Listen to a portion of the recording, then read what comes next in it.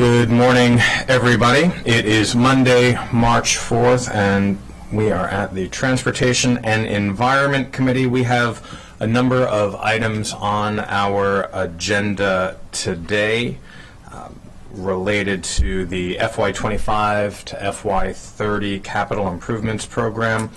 Specifically, the items we're taking up today are related to transportation, the Department of Transportation and the Department of the Environment. Again, 3 items. First is related to highway maintenance, traffic improvements, and parking, and the second is related to stormwater management, and then the third is about recycling and resource management. But we are going to start with the Department of Transportation and highway maintenance, traffic improvements, and parking. And I'll turn it over to Mr. Kenny. Thank you. Good morning, everyone. Last work session, last week was the first in this committee's review of the capital improvements program transportation category. We went over, we took an overview look at the CIP for transportation as well as the mass transit subcategory. Today we are going to take a look at the highway maintenance, traffic improvements, parking, and bridges category. Apologies for the subject not being updated, but that was an addition that we made. And then next week we'll have a third work session, March 11th, for pedestrian facilities and bikeways and roads subcategories, and then a fourth work session is scheduled for March 18th, 2 weeks from now, for follow-up on outstanding questions from the first 3 work sessions. So anything that you want follow-up on today, we're happy to discuss further on the 18th. Great. And just a note that recommendations contained in this packet and made by this committee should be considered preliminary, pending full review of all transportation priorities in the budget reconciliation process considered with the operating budget in May. All right, diving into highway maintenance. So the highway maintenance subcategory of the FY25 to 30 CIP is a continuum of road maintenance activities throughout the county. Permanent patching being the first refers to base and subgrade repairs on pavement to restore structural integrity of the pavement and to prolong pavement life. Next, in terms of scale, resurfacing refers to the repaving of entire stretches of roadway to bring it up to acceptable pavement condition index. You'll see this PCI acronym throughout the packet. And then one step further, rehabilitation refers to the complete replacement of a road, including sidewalks, curbs, gutters, and subgrade reconstruction. So all the projects in this subcategory refer to one of those 3 activities, just on different types of roads throughout the county, in addition to sidewalk and street tree work. So starting with the consent projects, council staff recommends concurring with the executive unless the committee has any questions or comments they'd like to add on those consent projects. I do, so thank you for teeing it up, Mr. Kenny. Good morning to our Department of Transportation friends. Good morning. So patching and resurfacing are among the issues that we hear from most often. Particularly at this time of year as we come out of winter and there are more potholes and things that need to be fixed. So, Director Conklin, can you and your team articulate what these funding levels mean with regard to road repairs? I'll have our Chief of Highways, Richard Dorsey, speak to that. And I just wanted to note that the pothole filling is part of our operating budget. It's a little bit different than these activities which are planned. So, Richard, do you want to talk about PCI and how the funding levels relate to what we're able to accomplish? Yes, so pavement condition index is just the level in which when we evaluate. Could you speak up a little bit more, sir? Can you hear me now? There you go, thank you. Yeah, the PCI pavement condition index is a formula that we use to determine what level the pavement is from 0 to 100. 100 being, the best condition of the pavement, 0 being the worst. We've ran some data and found that there's about 1,100 of our 5,400 lane miles of road that fall below 55 in the pavement index schedule. What that means is that, we're in dire need of more funding to be able to address these conditions. As you know, the freeze and thaw cycle that we just experienced for a short period over this winter does affect the pavement.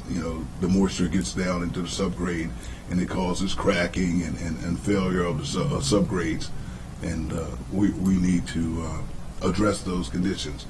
The funding levels are adequate if we're just wanting to watch the numbers decline.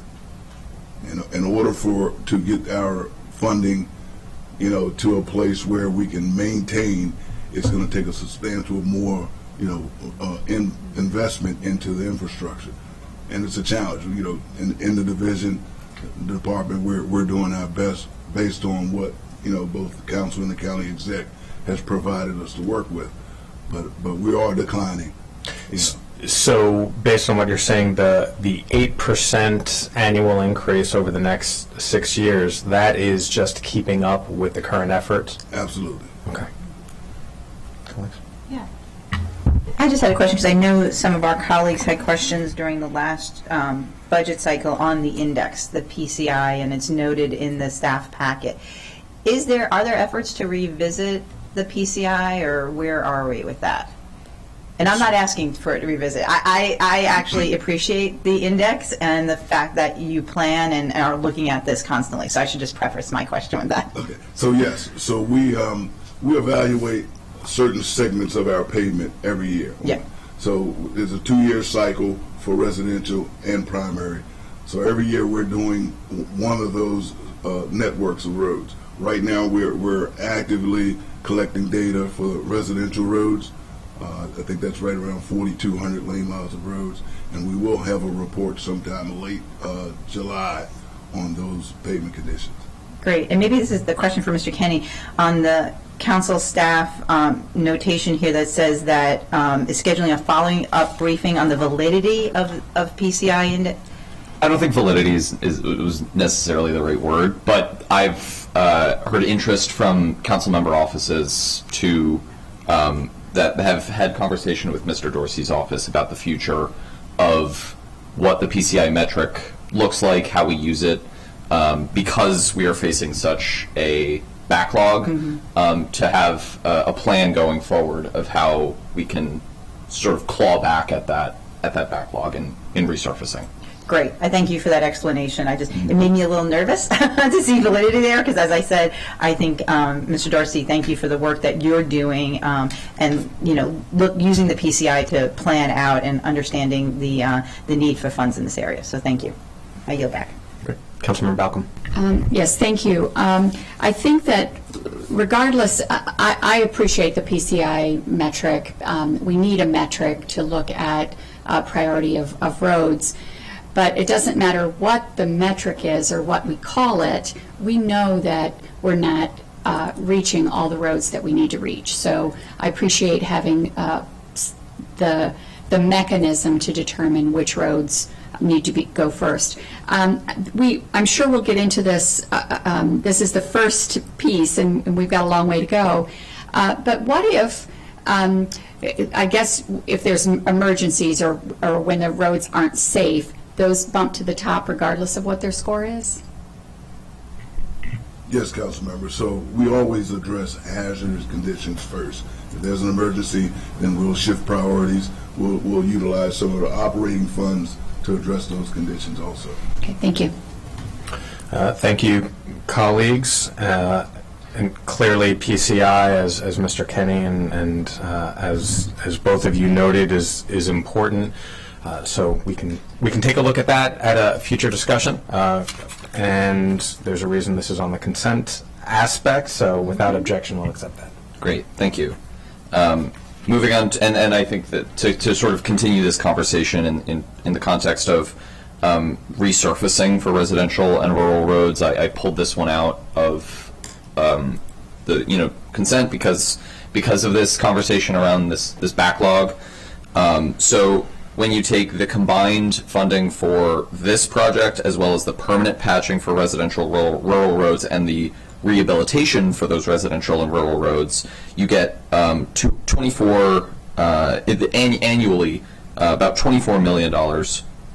And this is well short of the optimal annual investment of about $54 million as identified in the 2024 report of the Infrastructure Maintenance Task Force. So and just to clarify, we are still using PCI. PCI is a very valid metric, and the way that we measure the quality of our roads in the county. And it is with this metric that these optimal annual investments are determined. So on top of that $54 million annual investment that we're not quite reaching in this CIP thus far, there's also been reported a $128 million backlog in funding that would be needed to bring the county up and maintain a countywide PCI of 67.1. I'm happy to turn to Mr. Dorsey to sort of give more context to that. But my recommendations have, in terms of concurring with the executive, have less to do with the PCI metric and more to do with fiscal capacity. Very good. Mr. Dorsey, anything to add? Nothing at this moment. Okay, great. Thank you, Mr. Kennedy. Great. So for the next two and final two projects that we'll talk about in the highway maintenance subcategory, I'm also going to reference the 2024 report of the Infrastructure Maintenance Task Force. So for sidewalk and curb replacement, the executive recommends adding $5.7 million over the 6-year period to cover inflation and to add FY29 and 23, FY29 and 30 rather. But in addition, this project is another one where the current funding set out is short of the IMTF report optimal annual investment, which in this case is $23.5 million. But once again, for fiscal capacity reasons, council staff recommends concurring with the executive. Mr. Dorsey. Yes, council members, I'd just like to point out, so as we talk about the PCI, we have those metrics. Right now, we don't have anything in place to use as a metric for sidewalk replacement. We are checking with a lot of our colleagues throughout the industry to see what tools are being utilized, and we intend to bring those into our portfolio to utilize in years to come. Mr. Dorsey, to that point, what is the technical difference between sidewalk installation, creation of a new sidewalk, and replacement? So sidewalk replacement is just that. Installation is a whole new process. I mean, you have to acquire properties, and sometimes you have to get public buy-in and those things. It's just a different process for. Yes, so that is an actual definition, right? Understood. With regard to the budget, though, what is the interplay between the two? One's operating budget and one's CIP, correct? There are two different CIPs. You'll see one in the pedestrian section that is the next meeting. That's for installation of new sidewalk. This is maintenance of current sidewalks in the highway maintenance program. So I'll rephrase the question that I asked. From DOT's perspective, how do you view the difference between the two? Because sometimes there are sidewalks that stop, that aren't continuous, that they need to be rebuilt or extended, versus other parts where they need fixes. So the gap filling in the existing sidewalk network is done through the Sidewalk Minor Projects Program, which is in the pedestrian section of the CIP. What Richard's team does is, was it 2 years ago? Yeah. 2 years ago, they did a complete evaluation of the existing sidewalk network and identified places where they've become uneven, broken, deteriorated. And this program goes and addresses those deficiencies in the current built infrastructure. Very good. It's a slightly different effort. Yep. And that report also identifies the gaps. So we do have the data of where the gaps are throughout the county. Great. That answers my question. Thank you. So without objection? Great. And then the final in this subcategory, the street tree preservation project. The executive recommends the addition of FY29 and 30 to this ongoing level of effort project. You'll see that evidently a $500,000 decrease in the program in the project. That's just because we've moved on from FY23 and 24, where there were higher levels of funding, into this baseline level of effort project. We likely will see additions or added funding or requests to this project come over with the operating budget, because this is funded by current revenue. So at this time, council staff recommends concurring with the executive and then coming back to look at this once we have the operating budget in hand, as we do with all current revenue and undesignated reserve projects. Without objection? All right, moving on to the traffic improvements subcategory. See an overview there. Referring to the consent projects, I will note this includes the traffic signals. I included that in consent because this committee has considered a supplemental appropriation to this project very recently that added $1.2 million in state aid. But other than that, does the committee have any questions or comments on these consent projects for traffic improvements? No, I think we're good. All right. The first project we'll zoom in on here is neighborhood traffic calming. The county executive recommends adding $2.55 million over the 6-year period. This project provides for the planning, design, and construction of physical traffic control features in residential neighborhoods upon neighborhood request. The substantial increase to this project comes in addition to the inflation and adding FY29 and 30, like we see with most of the rest of the level of effort projects.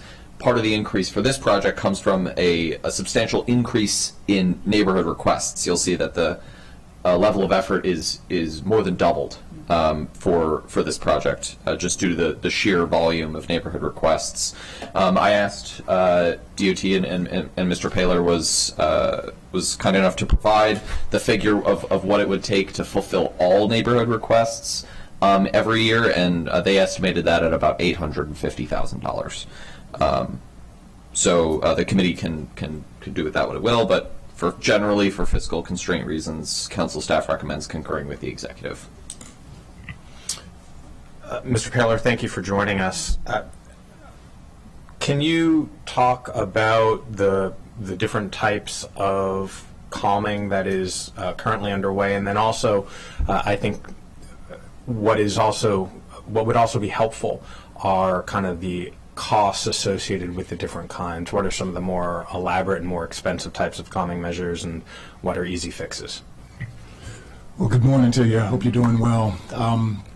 So when we look at traffic calming, and I apologize for my voice, been screaming all weekend at lacrosse matches. So when we look at calming methodologies, we look at speed humps, we look at what we call bump outs, where we extend the curb line into the roadway to narrow the travel way. We look at placing concrete medians for pedestrian refuges in the center of the roadway on the center line. Also, we call them torpedo islands, although we probably want to come up with a less militaristic description of them, but providing concrete monolithic islands on the sides of roadways, again, to produce the same effect, to narrow the travel way. We know from history in the study of motorist behavior that when you narrow the roadway profile, folk get uncomfortable and they tend to slow down. That phenomena seems to be dissipating. Folk don't care whether the roadway is narrow. They don't care if there are parked cars. They are still maintaining their speeds, which is one of the challenges that our team is experiencing when we look at the tools that we have in our toolbox, and many of them are less effective depending on where we see them in communities. It's weird, that phenomenon. Some communities we see a better or a more successful rate of vehicle speed slowdowns when we employ our treatments, and in other places we don't see that same effect. So those are some of the things that we look at. Major cost items, I'd say that speed humps, I didn't mention a traffic circle as a calming tool, but it is calming and operational. Typically when we're changing the road geometry, we see costs increase. We see exorbitant costs for these types of treatments. The smaller scale, like the islands and such, they're lower on the cost scale, but because of the proliferation of these treatments, we see an increase in our overall budgetary expense. Are we converting small-scale intersections into traffic circles?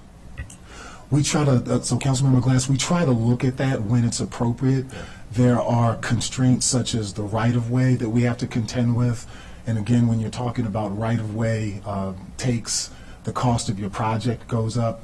And so sometimes we try to look at that as opposed to, the cost as opposed to impacts, as opposed to what the overall benefit is. So we have done some roundabout or traffic circle improvements in Montgomery County.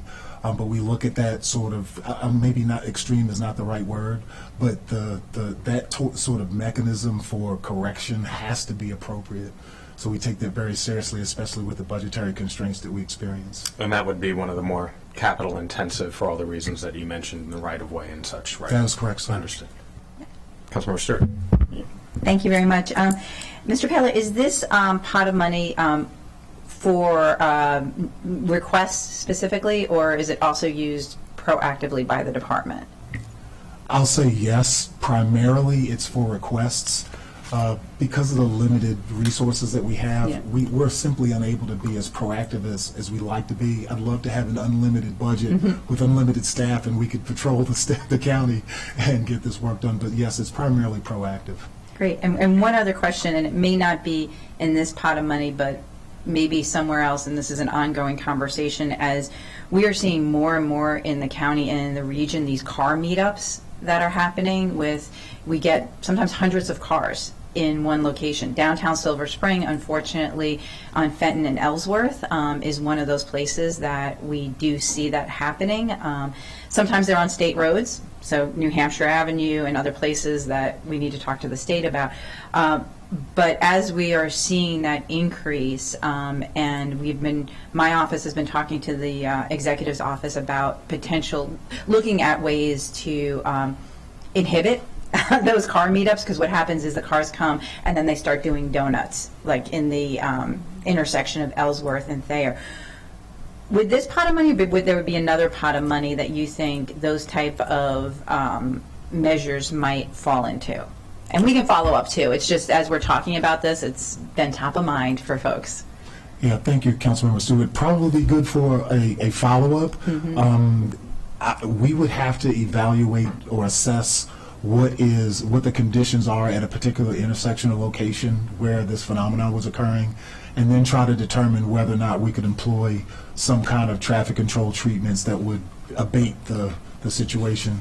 Again, abate and eliminate are two different things. So Right. we can have maybe a follow-up conversation on this. Great, and thank you so much, and I'm glad to see that there is... Just point out, I'm sorry, Yeah. the language in the PDF is specific to residential neighborhoods. It is, okay, I The missed that. types of treatments, though, would be similar to what's contemplated in the residential neighborhoods, but in other locations. Great, thank you, Director And on Conklin. the arterial network, those would typically be done out of our intersection spot improvement program, which was one of the consent projects. Great. As Chris said, more residential streets for traffic calming. Great, thank you for clarifying that, appreciate it. Good question. Thank you. Councilmember Balcom. Thank you, and thank you for all the work that you do. I know that we have you on speed dial, so I appreciate that.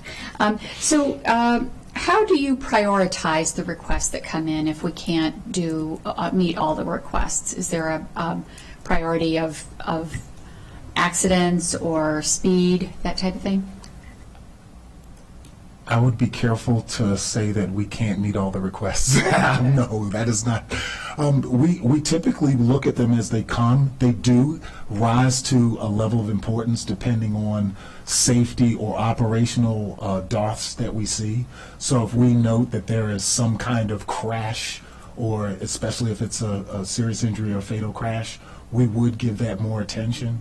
If it's just, and I apologize for making it seem like it's not important, but if it's simply a matter of general safety, we would look at that in line with some of the other projects or some of the requests we have. It depends on the severity of the issue at those locations, and again, those would rise to the level of priority for us.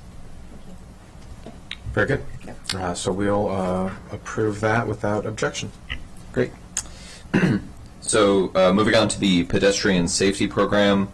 This project funds planning, design, and construction of safety improvements such as pedestrian refuges, enhanced crosswalks, sidewalk links, fencing to channel pedestrians to safer crossings, relocated bus stops, and signage. It also funds studies of high incidence areas as well as education and outreach efforts that includes and partners with Safe Routes to School. You'll see some shifting of funds from year to year in this project. The executive recommends that to achieve a more balanced year-by-year approach, as well as, and then the $213,000 increase on net that you see is like other level of effort projects to handle inflation and the addition of FY29 and 30. Thank you, Mr. Kenny. Director Conklin, can you just talk through the FY26 or 27, what some of the fluctuation in that investment means? Yeah. I think, as Mr. Kenny said, this was viewed as a level of effort project, so we're trying to smooth out the year-to-year expenditures, but that may, obviously, there's a $2 million reduction in 26, so that may indicate that some work is being deferred to the subsequent year where the funding level is higher. I don't have a specific list of projects that are associated with those dollar amounts in front of me, but. Mr. Wallen? So most of this program is funded by cash. There's very little bonds in the program. So, in years that the county had additional current revenue capability, more was directed into this program. But, every year that varies, so trying to get that to a flat line approach for the overall 6-year macro was a better approach. Okay. Thank you for that, and of course noting the total investment that is made, right? Not detracting from that, but just trying to figure out what some of those individual calendar years or fiscal year differences mean. I will share for everyone who's following this conversation with respect to the parts of this program that relate to the Safe Routes to Schools. The T&E committee will be having a work session with the Education and Culture Committee in the upcoming weeks to talk about how the Safe Routes to School and other investments in our CIP help facilitate Safe Routes to School, as it encompasses a number of different pots of funding and programs, and how the MCPS CIP itself also makes those relevant investments, making sure that we're all on the same page to make sure that our kids are safe going to school and coming home from school. So stay tuned for that. And it looks like we're good with this item, so thank you. Thank you. Moving on to street lighting. This is another item where that is another element of the county's infrastructure that has been evaluated by the IMTF in their report in 2024.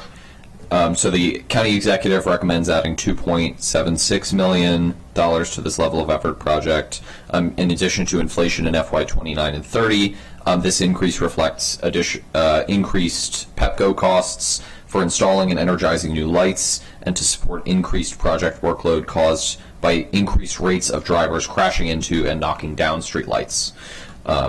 Approximately $360,000 annually of this money is allocated for life cycle replacements as they come up. This funding is short of the optimal annual investment for replacing aged lights, $2.18 million as noted in the IMTF report in 2024. I have a number of questions regarding this, but Mr. Kenny, the point you just made about replacement costs for individuals who strike lights, hit lights with their cars. I'm going to ask a question I don't know if anyone here particularly knows the answer to, but when an individual hits a light post and destroys it or inhibits it, does the driver's insurance cover any of those costs? So thank you for that question, Councilmember Glass. The answer is possibly. The good thing and obviously the bad thing about light systems on our network is that they're breakaway, so that they may be struck, and although the light might be completely obliterated, there's probably minimal damage to a vehicle, and so that motorist oftentimes isn't inclined to hang around and wait for law enforcement or help. And so we see knockdown infrastructure, but we don't have a way to recover those costs. When we have the occasion to do it, we seek to do it, but that's not often. So what I'm hearing from you is, in those instances, a hit and run, we have no way to recover or find out who actually hit the light post, but when a police report or some other third-party government official arrives, do we then capture that information and report it to the insurance company? Yes, sir. Okay. Shifting gears a little bit, what is the county's relationship with PEPCO regarding our streetlights? And I'll ask the leading question: how do we improve that relationship? I'm not sure how to answer your second question. We have, as a county entity, sought in the 5.5 years I've been in the chair, we have sought extensively to improve our relations with PEPCO. We were on a track to do that. PEPCO had some internal staffing changes, so the folk that we thought we were making headway with, they wound up leaving positions. We've been trying to and continue to have those doors open and have conversations with them about helping us. But again, they've got an extensive network and they have a lot of old infrastructure that they're managing. So that's the thing where PEPCO is running the power feeds to our lights. And so when we put in lights and we have to wait or expect that the power is going to be provided, that's for our light system. That's where the PEPCO Montgomery County DOT relationship is.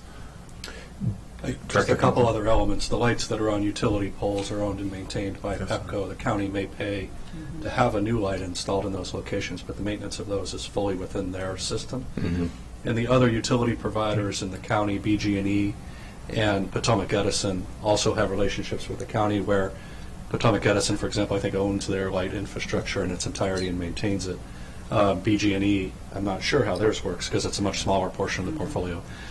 There is a case that's before the Public Service Commission about PEPCO's responsiveness and maintenance of their inventory of repair requirements. They're headed towards a settlement in which they're going to take some steps to correct their inventory and to reset their service levels for repairing those.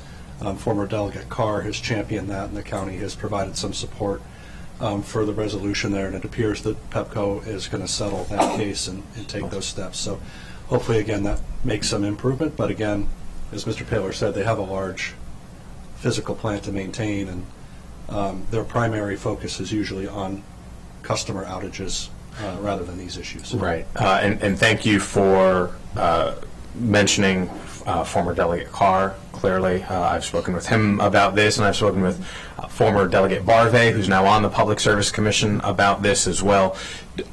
Without spending too much more time on this, recognizing the PSC is quickly or coming to a resolution, do you know if we have the same service agreement as Prince George's County with regard to PEPCO? I don't know. Okay.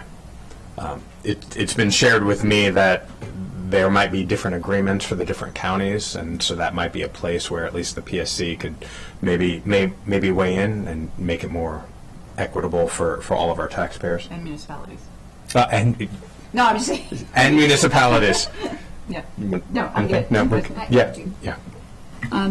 So are these for all county roads and state roads, or just county roads? It would be, we are actually maintaining lighting systems on the county roads and then on some of the state roads as well. Okay. And in the packet, is this happening the increased rate of people hitting the light posts? Is that, how much is that increased? I apologize, Councilmember Balcom, I don't have the exact Okay. figures. I can just say that it's probably a 3-fold or more increase. Okay, yeah, on the way in, there was, somebody was fixing one on Great Seneca Highway. I noticed over the weekend one was down and they were fixing it this morning. So it's just curious. Thank you. Very good. Thank you for that, and we'll await some ruling or agreement coming out of PSC hopefully soon. We'll get an update on that. Great. All right.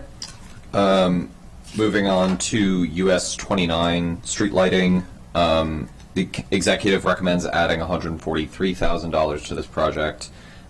Project is mostly funded with state aid. I included it here rather than in consent because due to the cost increase of additional GO bonds being added to fund staff costs that are ineligible for state aid. This is due to a review that happened of these capital grants. Well, we want to thank the District 20 and District 14 delegations for helping secure this funding, and there have been a number of incidents there, and so we know that it definitely needs more lighting. So given that this is it all state aid? I'm looking. It is 143,000. Aside from this addition of 143,000 in GO bonds to cover those Got it. ineligible Okay. expenses, yes, Very good. it's entirely state aid. So without objection, thank you.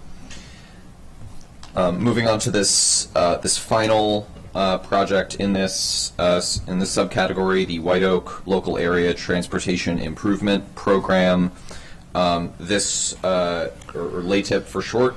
The White Oak LATIP was created in 2017 as a result of the White Oak the master plan in the area that called for such a funding program.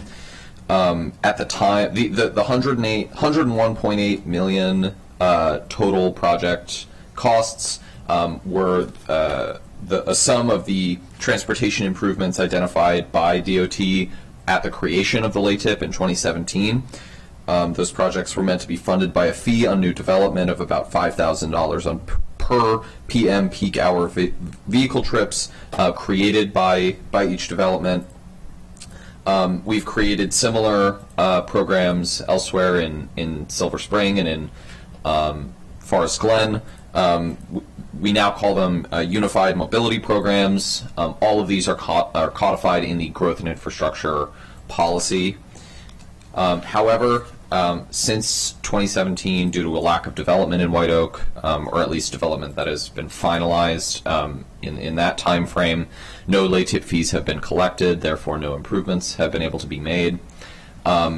This will likely be part of an ongoing conversation of kind of how we address these infrastructure improvement needs in a sustainable way that doesn't disincentivize development, but also provides all the funding that we need.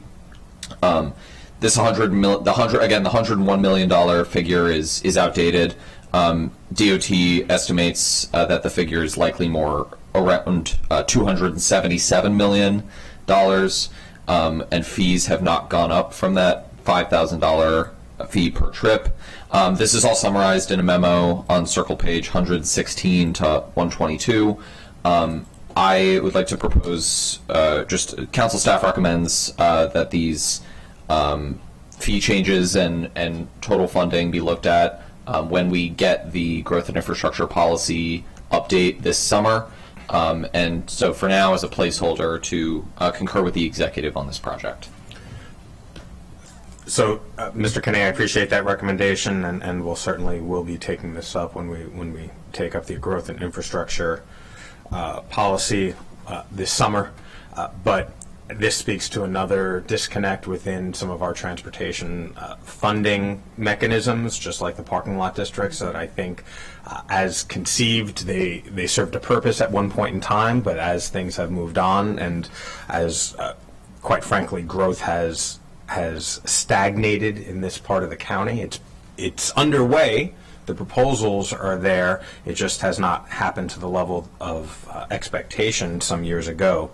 So we will have to certainly take a look at this, and we'll defer further conversation until then. Director Conklin, you're good with that? Yeah. Yeah, that's fine. I can explain intricacies of this if you want, but we can do it at another time. Well, we'll do that another time. Great. Thank you.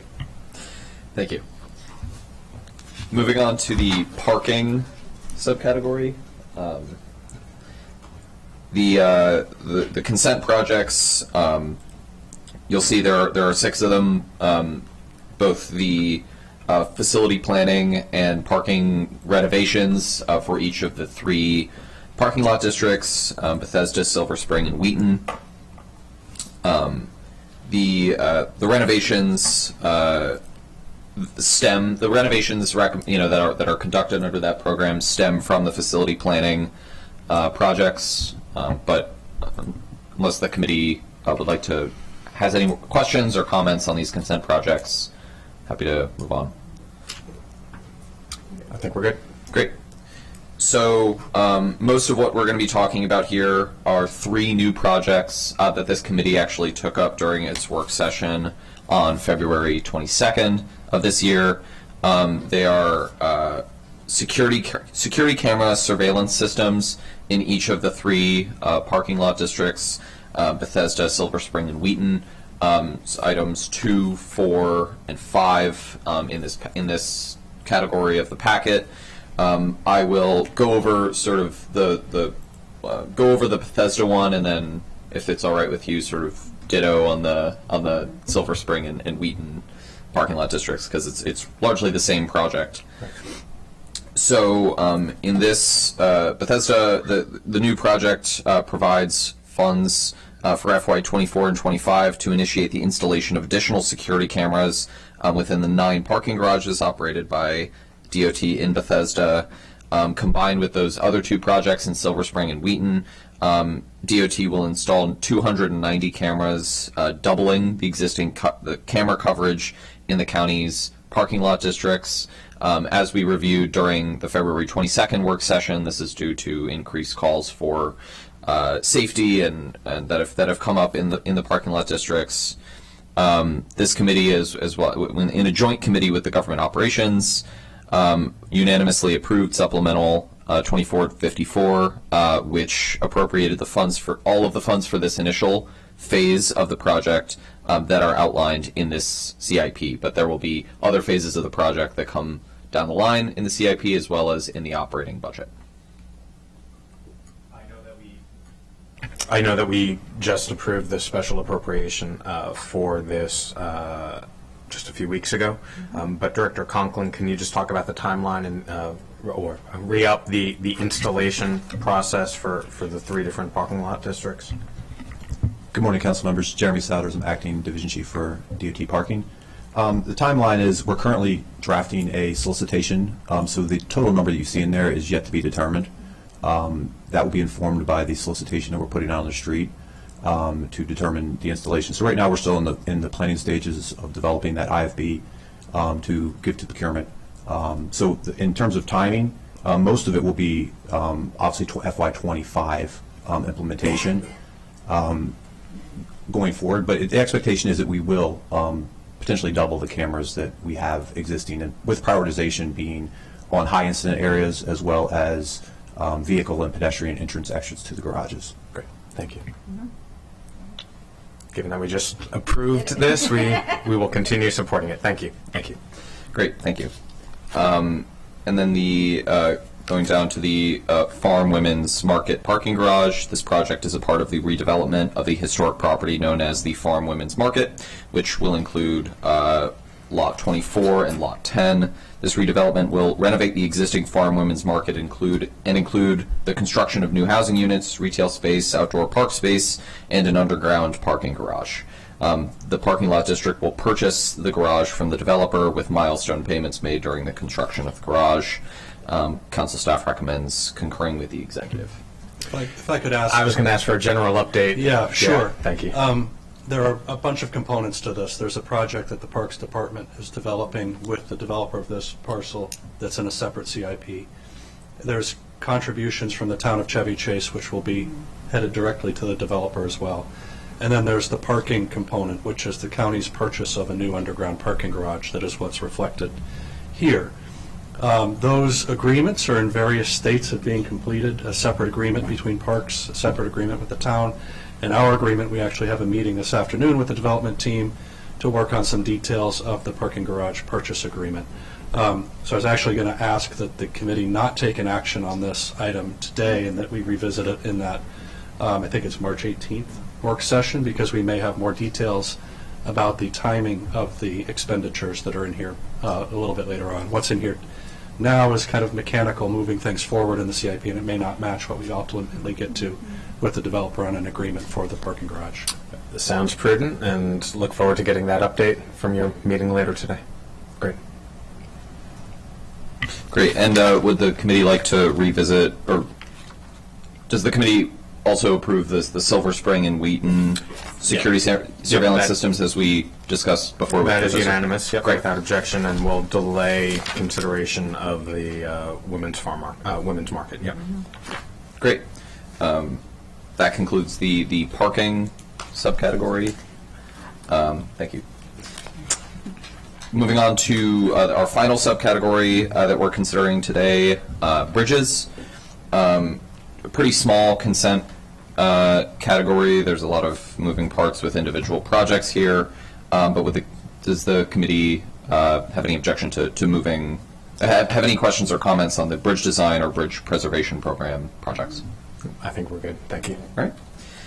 Moving first to a new project, the Auth Lane Pedestrian Bridge.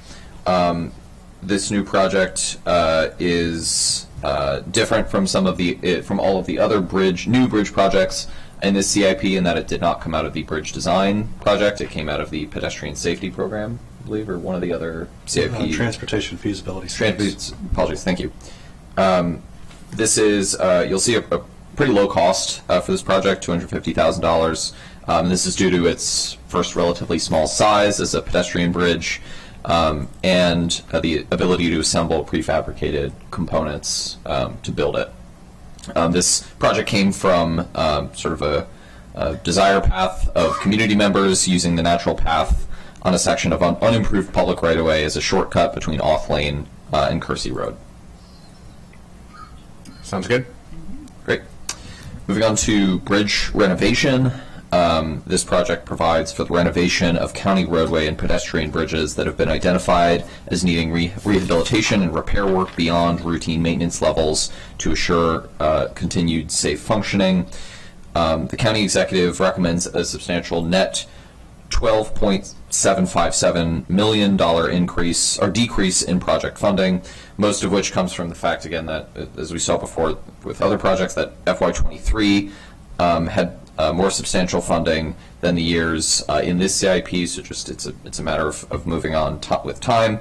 However, the county executive also recommends other decreases to the project funding in this 6-year period to create GO bond fiscal capacity elsewhere in the CIP. So, Director Conklin, can we talk a little bit more about this? Because over the last number of years, we have been talking about infrastructure repair and maintenance, and so share with us the thought process here. Sure, I'll have Dan Sheridan, the chief of our design section, speak to what is accomplished in this program and what this funding level implies. Thank you, Mr. Sheridan. Yes, so this is a level of effort project that, as Mr. Kenny said, got an increase in the prior 2 years. And so we're leveling that out. But what this program does, it is addressing bridge repairs and culverts that are greater than 5 foot in diameter. There are bridge deck replacements and things of that nature that come into this program. How many different bridges does the program cover? I'm guessing. I'm trying to remember, but I think right now we are currently looking at, in this 6-year, it's above 20 bridges. It's maybe 30 or more bridges probably in this 6-year will be. And based on the effort, particularly in FY23, there was considerable investment in those. That's correct. It was a ramp up. Great. I think we're good with this. Oh yeah. Gary Nalvin, Office of Management and Budget. Just wanted to maybe recharacterize that 12 million, not necessarily a decrease because the funding is still in the project. It's just a lower level of funding than the previously approved 6-year CIP. Thank you for that clarification. Thank you. We're good with that, Mr. Kenny? Great. All right, moving on to the Brighton Dam Road Bridge. This project provides for the rehabilitation of the existing Brighton Dam Road Bridge over Brighton Dam of Tridelphia Reservoir. This project is notable for the cooperation between DOT, WSSC Water due to its location on the reservoir, and with Howard County due to its location on the border between Montgomery County and Howard County. The delays in this project are due to the sort of intricate negotiations between all three parties on this project. Council staff recommends concurring with the executive. We agree. Great. The Brink Road Bridge, this is replacing the existing Brink Road Bridge over Great Seneca Creek. The about $2 million increase in project costs is due to rising construction costs caused by material and labor shortages, as well as a scope increase to include a parking lot for trail users as required by the program Open Space Land Conversion Law, and the need for a traffic signal at the intersection of Brink Road and Whitman Road. Council staff recommends concurring with the executive. Okay. Councilman Falcon. Thank you. This is a really difficult intersection, and I appreciate the focus on it. Can we talk about the delay and why this is being pushed out? Sure. So the majority of the delay, so this is a federal aid bridge project, and in that program, the state assigns the design contract and then bills the county for their roughly 20%. The state had their contract expired in the middle of this design, and it took them over 6 months to reinstate that contract. And that whole time, no work was allowed to be conducted by the design consultant. Okay. Thank you. I appreciate that. I know the community is really looking forward to having this done. Thank you. So that's without objection. Moving on to another new bridge project coming out of the bridge design project. This is the rehabilitation of the existing Brookville Road Bridge over CSX Railroad. This is another federal aid bridge project, so 80% of the construction and management costs of this project are funded with federal aid. Council staff recommends concurring with the executive. Yep. I just want to say thank you. I'm glad to see this in here, given all that's going on in this area, and will continue over the next few years. I'm glad it's moving forward before we're moving forward with other things in that area, and then need to catch up. So thank you for that. Great. We concur. Great. Moving on to the replacement of the existing Dennis Avenue Bridge over a tributary to Sligo Creek. This will include a whole bunch of things that are defined in the packet. There's a cost increase to this project, which is due to inflation, as well as newly identified subsurface debris, trash, and debris and trash landfill, additional utility coordination, and extra erosion and sediment control to fulfill new stormwater permitting requirements. Council staff recommends concurring with the executive. Without objection. Okay. The Dorsey Mill Road Bridge, this is an extension of that bridge, this is an extension of Dorsey Mill Road from Century Boulevard to Milestone Center Drive for approximately 1,500 feet. The county executive recommends moving all but $35,000 of this project beyond 6 years to create GeoBond fiscal capacity elsewhere in the CIP. So this project will be delayed beyond 6 years. Without objection. Okay. The Garrett Park Road Bridge. This is replacement of that bridge over Rock Creek, including street lighting, new approach slabs, and project cost increases come from rising construction costs, as we've seen elsewhere. Also, utility costs have increased due to the addition of a recently identified task to relocate WSSC water utilities. Without objection. The Glen Road Bridge, this is a replacement of that existing bridge over Sandy Branch. Project cost increases for this one are due to increased stream restoration on the upstream side of the bridge requested by the Glenstone Foundation, owners of the adjacent Glenstone Museum, plus inflation and escalation of the project. Without objection. Mouth of Monocacy Road Bridge. This provides for the replacement of that bridge over Little Monocacy River. The construction is scheduled to begin in summer of 2026 and be complete in the winter of 2026. Council recommends concurring with the executive. I agree. And we'll finish off here with two additional new bridge projects. First is the Redland Road Bridge, pulled out of the bridge design project.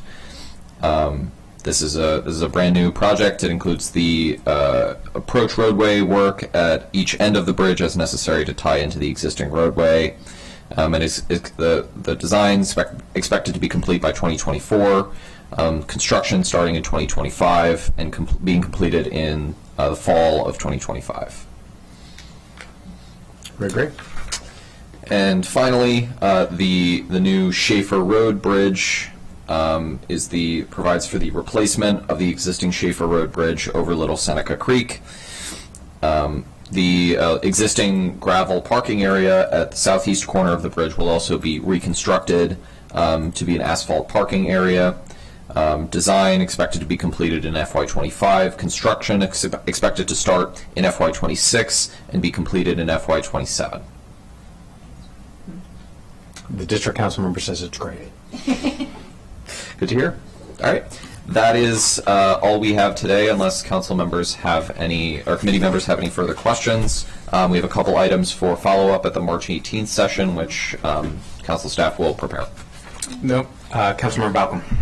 Yeah, thank you. I think that we, going forward, as we look at the budget, the total CIP, we have significant shortfalls in resurfacing, patching, and I think that we just need to look at if we can increase that amount, if we start to look at our reserves and spending of reserves, we really need to think about how we can increase this funding.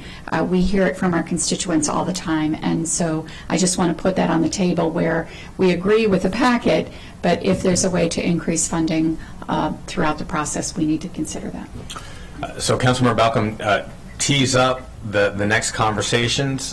They have started from the points of consensus, projects of consensus. This packet clearly continues that consensus, and then the rubber will start hitting the road in the next conversations where we start trying to make the dollars and cents work. I would just note on that item, those projects don't have a lot of planning and engineering lead time, so the level of funding gets out into the environment very quickly, and you can see faster progress on those types of projects than some of the more engineering-intensive projects. Good point of consideration. Thank you, Director Conklin.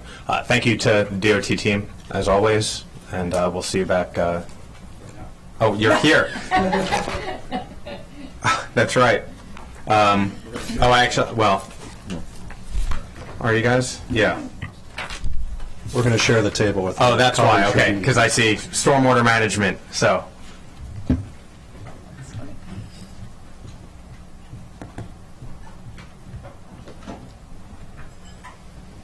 So next item is work session on FY25 to on FY25 to 30 capital improvement program for conservation of natural resources, storm drains, and storm water management.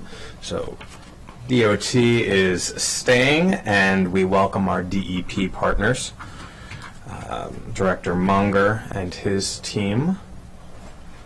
And so these are projects that a lot of people see, but they don't necessarily think about with regard to infrastructure investment or actually the importance of it. But the importance of these items is becoming ever more evident, particularly with the changing climate and the more rainfall that we are receiving. And so it is incredibly important that we make these investments and help mitigate the additional stormwater that Mother Nature is creating. And so let's dive into this. And Mr. Levchenko has joined us. Thank you, sir. Thank you. I'm just trying to tee up some slides. But Okay. In the meantime, I did want to mention the reason we do obviously have storm drains and stormwater management part of the same packet is because they share a lot of connections. Obviously, the infrastructure is closely linked. The funding is coming from the Water Quality Protection Fund. And then obviously there's a lot of coordination between DOT and DEP and other departments and agencies on all of this. So I think it is helpful to discuss it, not exactly together, but adjacent, so that you can see both programs, but also have folks at the table that can respond both from a DOT perspective and a DEP perspective. And we're starting with storm drains today, and as you alluded to, Mr. Glass, a few years ago on the Storm Drains project, the council increased the level of efforts in several of them to try to get at some of the backlog and some of the delays in getting to some of the projects that had been identified. And also this program was also the beneficiary of some one-time federal ARPA money that helped do a couple of projects a few years ago. That ARPA money is now working its way through. So actually in the CIP itself today, the recommended 25 through 30 CIP for the storm drains program is $35.2 million, which is actually a slight decrease from the 6-year amended total. But as I mentioned, that's really because of the project of the one-time money moving through the capital program. What you're generally seeing is inflationary increases requested, similar to what you heard in the DOT and the other DOT subject areas this morning. And then also there is one new project, the River Falls Storm Drain Improvements Project, although it only has planning and design expenditures requested now. But that's a project coming out of the facility planning effort essentially and working its way into the CIP here that we can talk about. But what I thought would be helpful is to have DOT folks go through their program briefly today. I've got some slides brought up on the screen, and then after that we can go through the projects pretty quickly individually. With that, I'll turn it over to DOT staff. Sure. I can flip it. Okay. Mr. Sheridan. So, good morning, everyone. I'm Dan Sheridan with MCDOT, and with me also is Richard Dorsey. So, in DOT, we handle next slide, please. We have 4 CIP programs that handle the storm drain replacement and also just repairs, essentially. Receive calls to our Drainage Assistance Request Program for many different types of requests. We handle that through either a maintenance, or we determine if it needs more design for a fix, then we do that. We do that initial planning, the facility planning storm drain CIP 508180.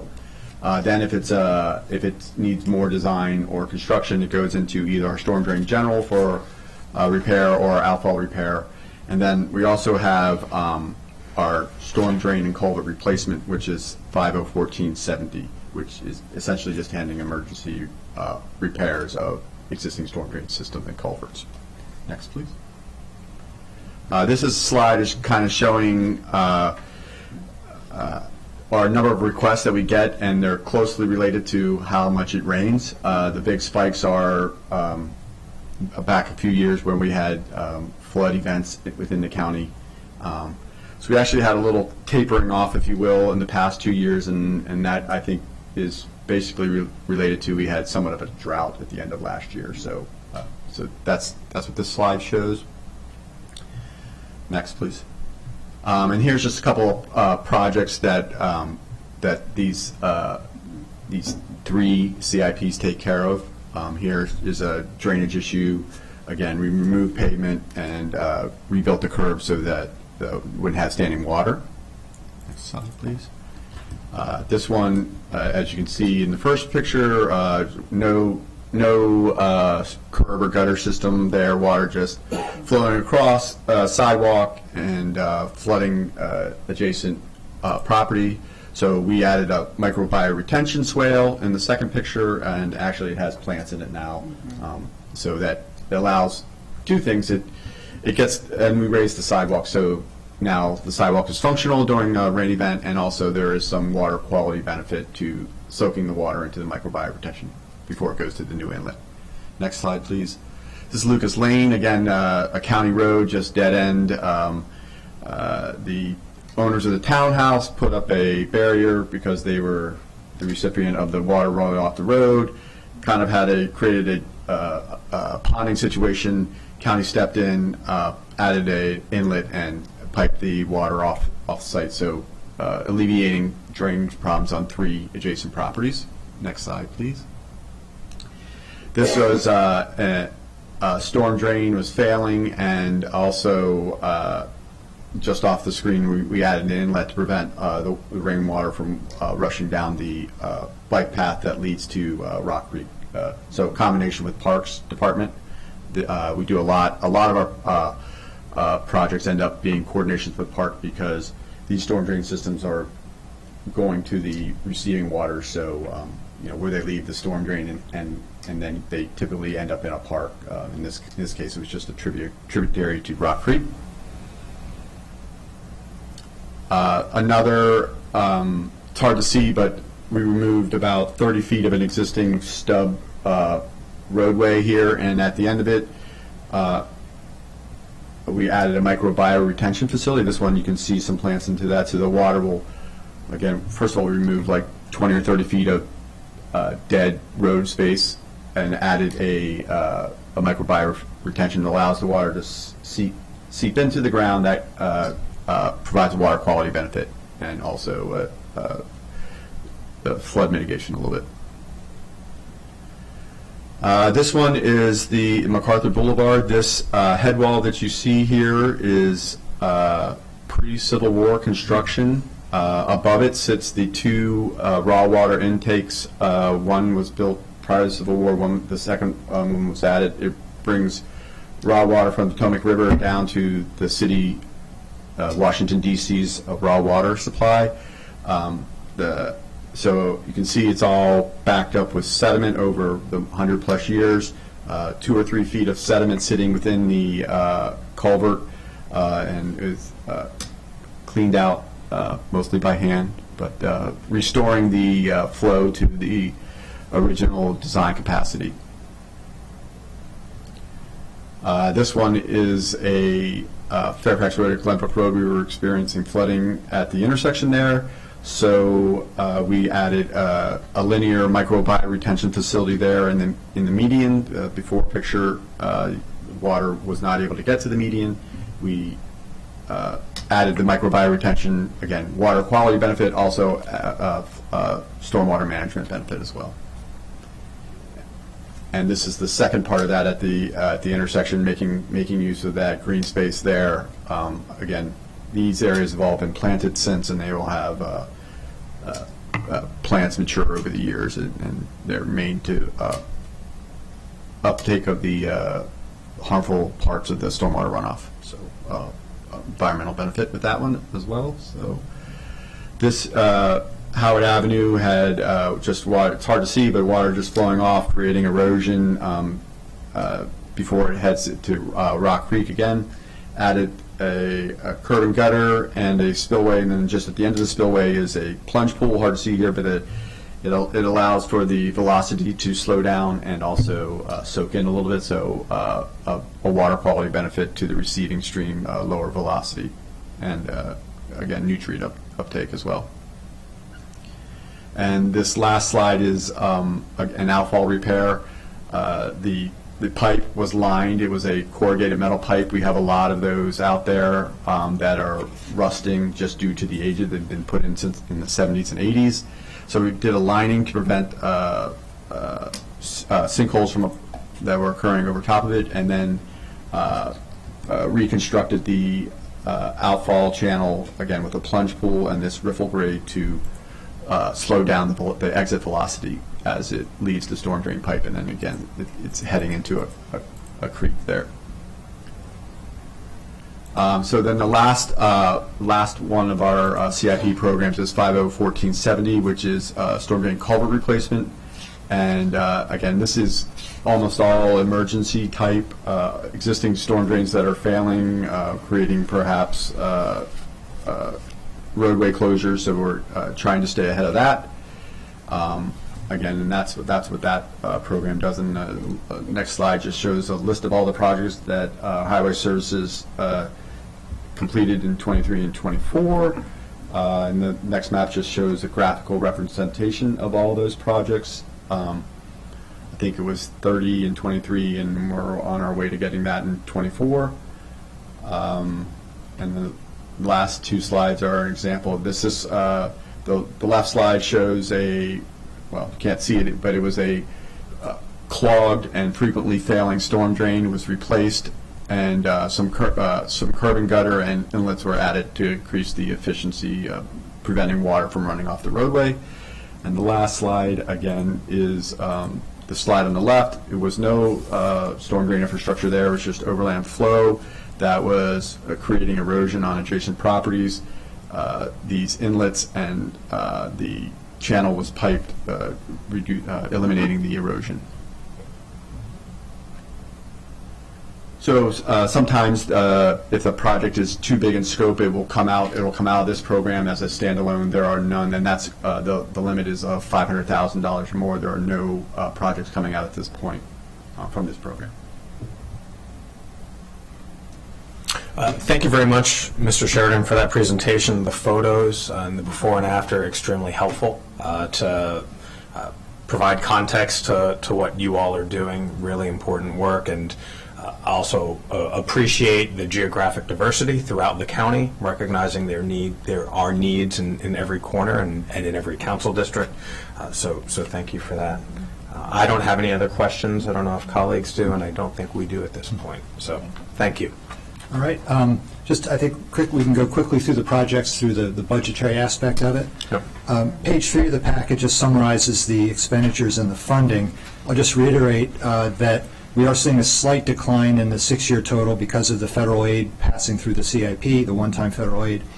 And I just also wanted to note again that the Water Quality Protection Fund is the primary funding source for this program.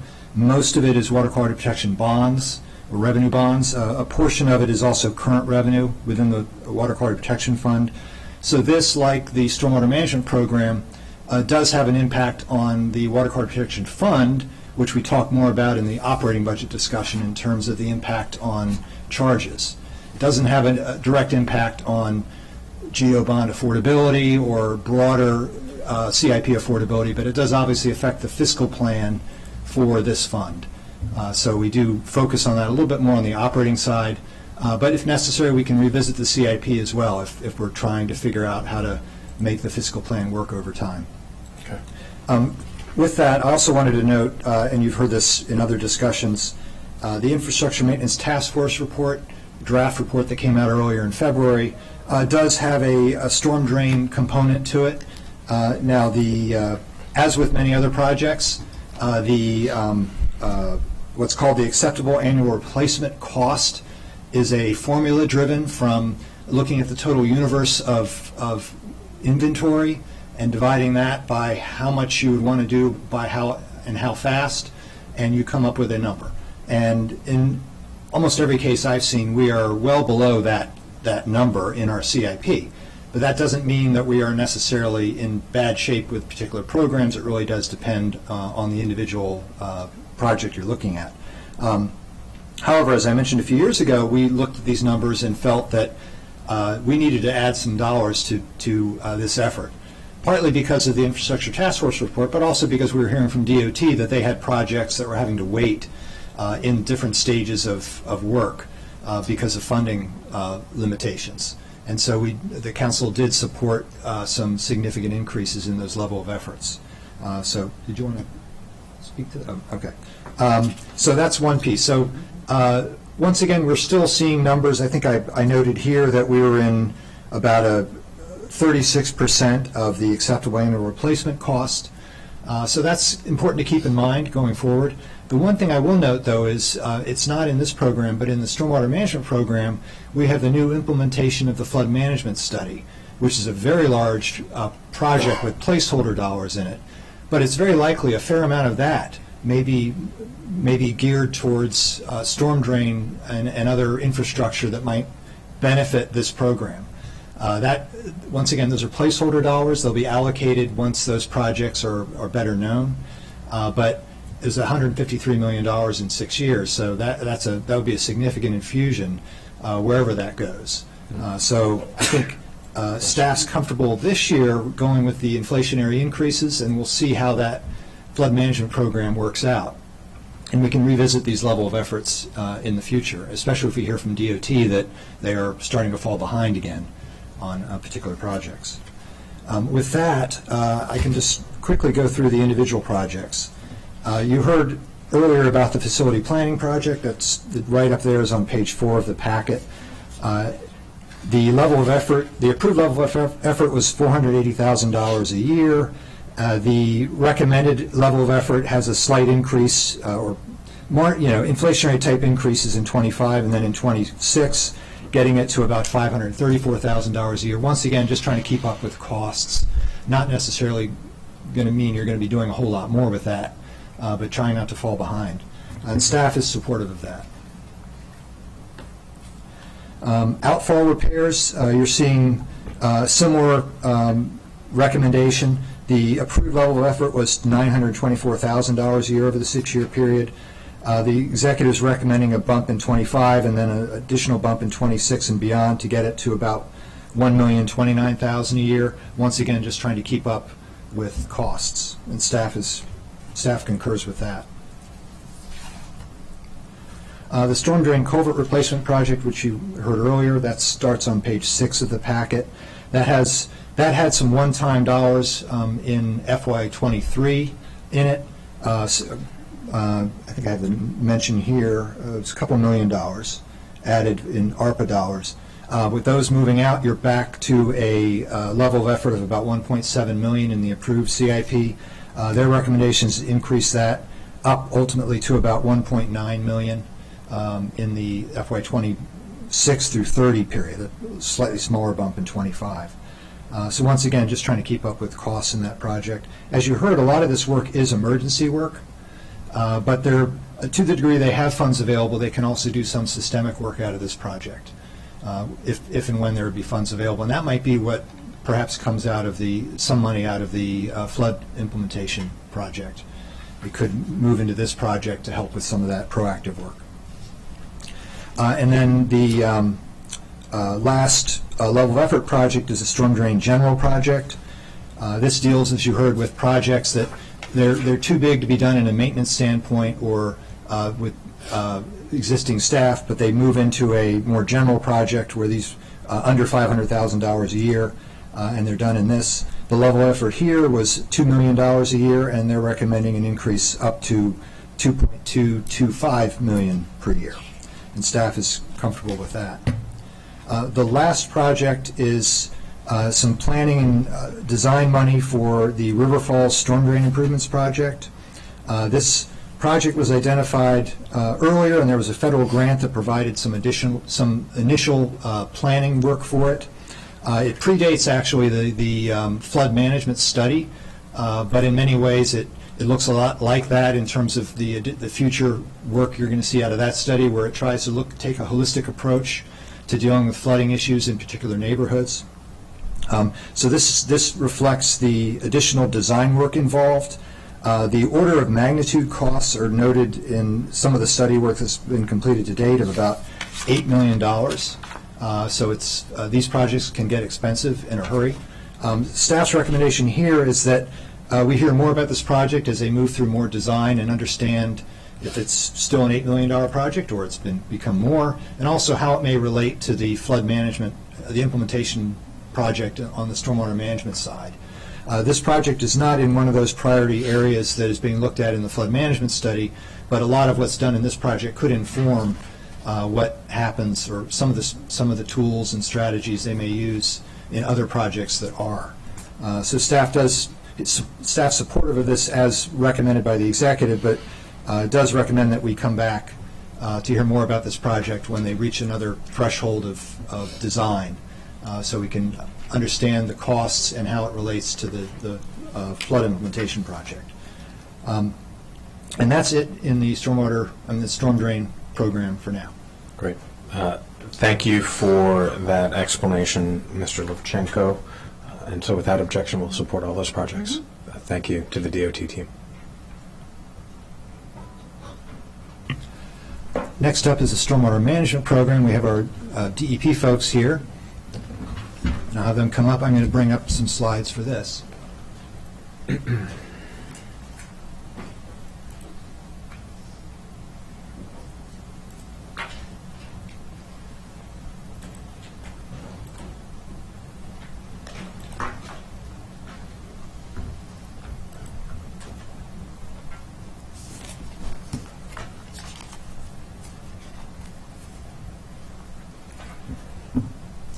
And I'll provide just a quick overview, and then we can ask DEP to go through the slides, quickly, given the time today.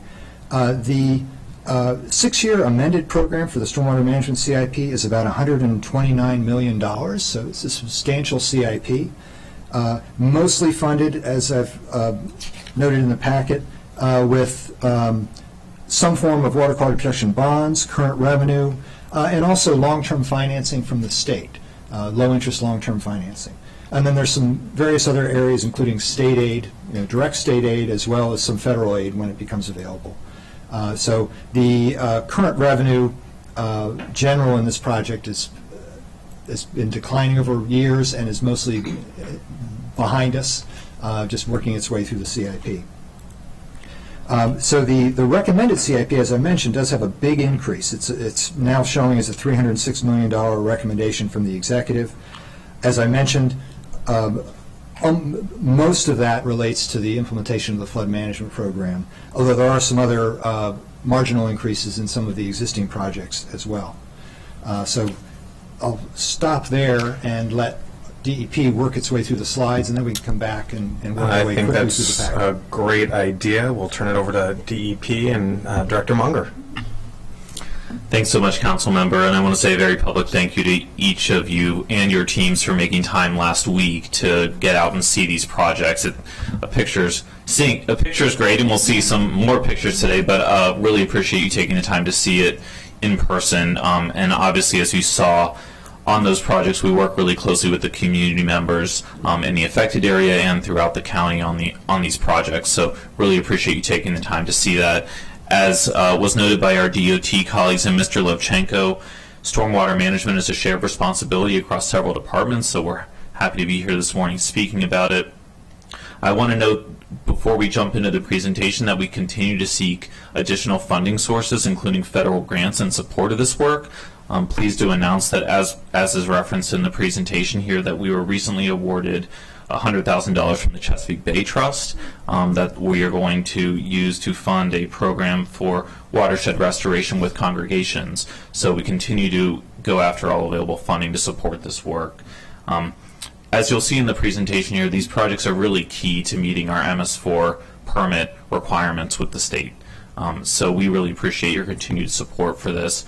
And this presentation, as you've seen, will also touch on the comprehensive flood management work that's underway, and that's obviously really, really key for understanding what the county's risks and vulnerabilities are moving forward with respect to flooding.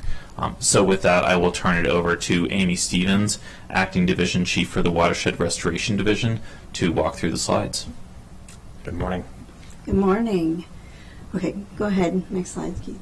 So we're going to work through the permit just to give you an update on where we are with the restoration goal. We'll get into our project descriptions, a little bit more detail about the projects under each of those, the flood management plan, which Stan will go over, and then I'll quickly show you some slides and stuff we've already completed prior to this CIP. Go ahead, Keith. So our permit was issued in 2021. It's effective for 5 years through 2026 unless it's administratively continued. It is a full county permit. You can see all the agencies involved with this. We work with them very closely in implementing all of the elements, including the reporting in the permit. Next slide, please. Today, we're going to focus on the CIP. These are all the elements of the permit, but what you see in orange and bold is related to the CIP specifically. We'll be back to talk about the operating efforts then. Next slide, please. Here we are with our restoration goal, and we have completed fiscal year 23. So as you can see, we are really doing well, 63%. This isn't because we've done implementation over the last 2 years. It's because we have had the ability to do work since FY19, and actually some projects from 2018 through now. So this takes many, many years, but we were in good shape after meeting our goal in 2018 and been able to take projects since then. And you can see our implementation slows down beginning with 24 because now we're in the midst of completing many of those projects.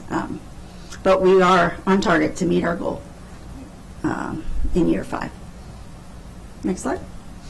So there's a lot on this slide. I just want to kind of focus you on the orange section to just kind of give you a sense of how our costs break down based on the types of projects we do between pond retrofits, outfall stabilization, a lot of the work that DOT does for us, green infrastructure, there's our bioswales, bioretention, stream restoration, which we saw some of those projects last 2 weeks ago, and then just some totals. So you want to kind of focus on the number of projects and or number of BMPs. Like a pond is one project, one BMP, whereas green infrastructure, one project, multiple BMPs. So you look at it like that. You look at the percentage of the IA credit. Our ponds and our streams get us a significantly more credit based on the way that MDE does the calculation. And green infrastructure gets us a significantly more number of BMPs, but lower percentage of credit. That's kind of how this works out. And then, of course, the costs as well. In general, our costs per IA is less for ponds and streams and much higher for green infrastructure based on the nature of the projects. And real quickly, before we move off this slide, just so we understand the definitions, green infrastructure, is that rain gardens and bioretention? Okay. That's great. correct. Thank you. Yeah. So how are we accomplishing our restoration goal?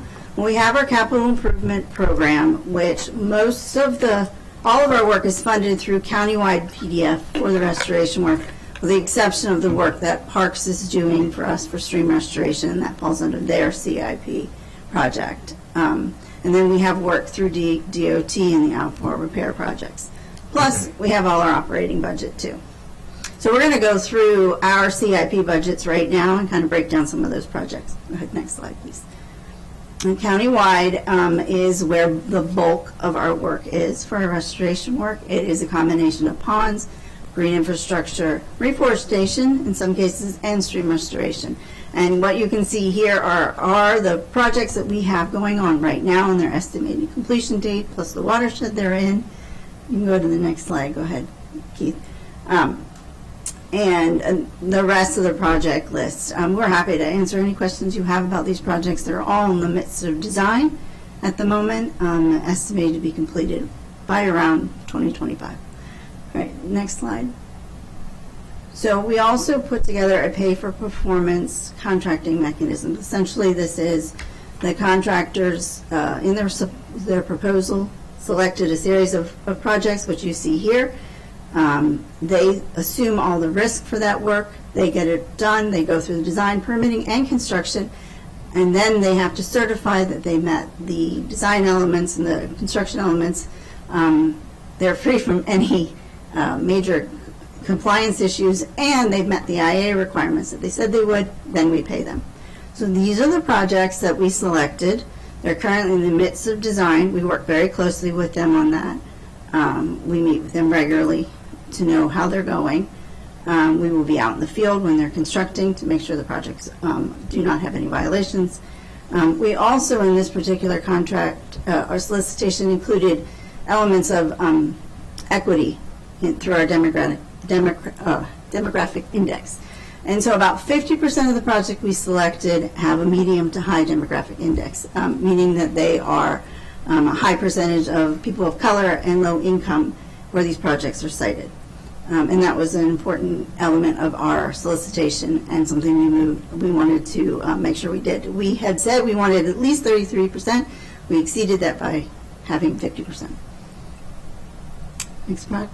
Okay. And then finally, we have this program. We're very excited about it. John just mentioned it. It's called our Congregations for Clean Water, where we're working with several congregations, two of which have signed on and agreed to do green infrastructure work at their congregations. And this is where we have gotten the grant award, and St. Stephen and Temple Emmanuel are the two projects where we did get the grant award for the designs. We'll be working very closely with them to do the design. We don't just go in there with the CIP where we can do free work. We also talk about our Tree Montgomery program. We talk about our Rainscapes program and all the other suite of services we provide to work with these congregations. But we're very excited. This has been well received, and we're going to continue to do it. Next slide.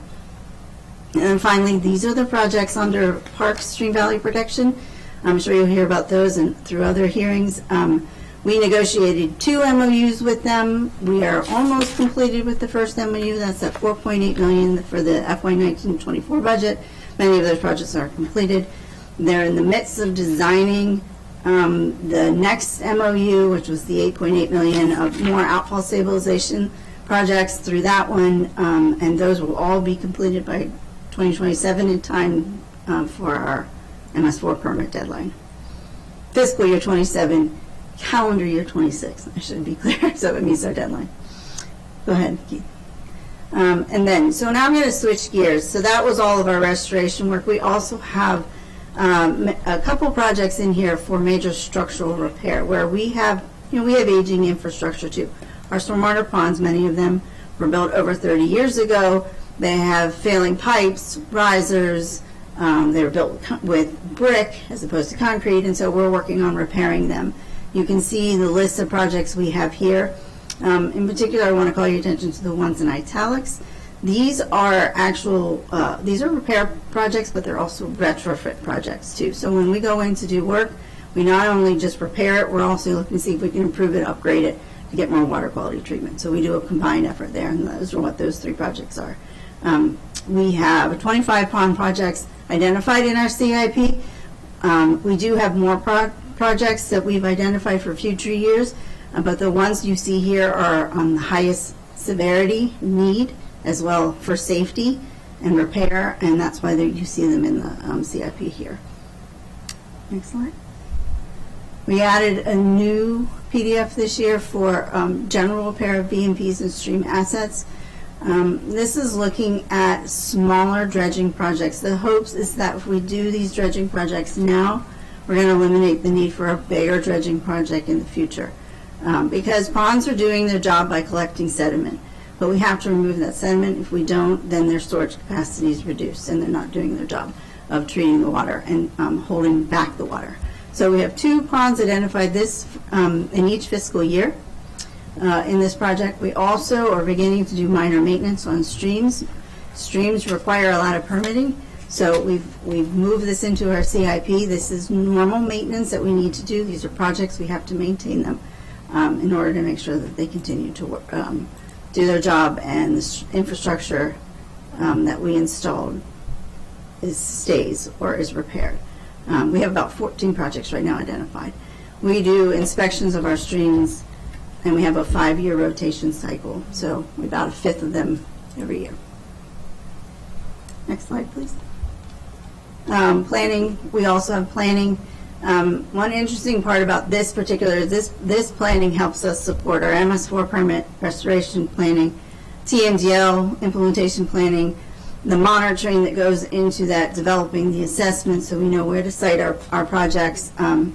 And one of the things that we moved into this particular CIP budget is that we got a $4.26 million from Monsanto for PCBs because we have 2 TMDLs in the county, so we're using that to support.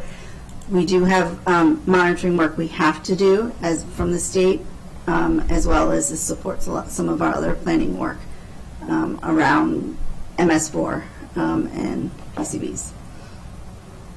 Next slide. And then we also have a new project. This project was originally under countywide, but we shifted it out and into its own project. This is a cost share with the Army Corps of Engineers. Is the design and construction of 2 stream restoration projects. Right now, we're in the 50-50 cost share where we're doing feasibility study. That'll switch to a different percentage when we get into actual design and construction. This is just feasibility. We are working very closely with Parks, as many of this is on Parks property, so they are at the table for the entire project.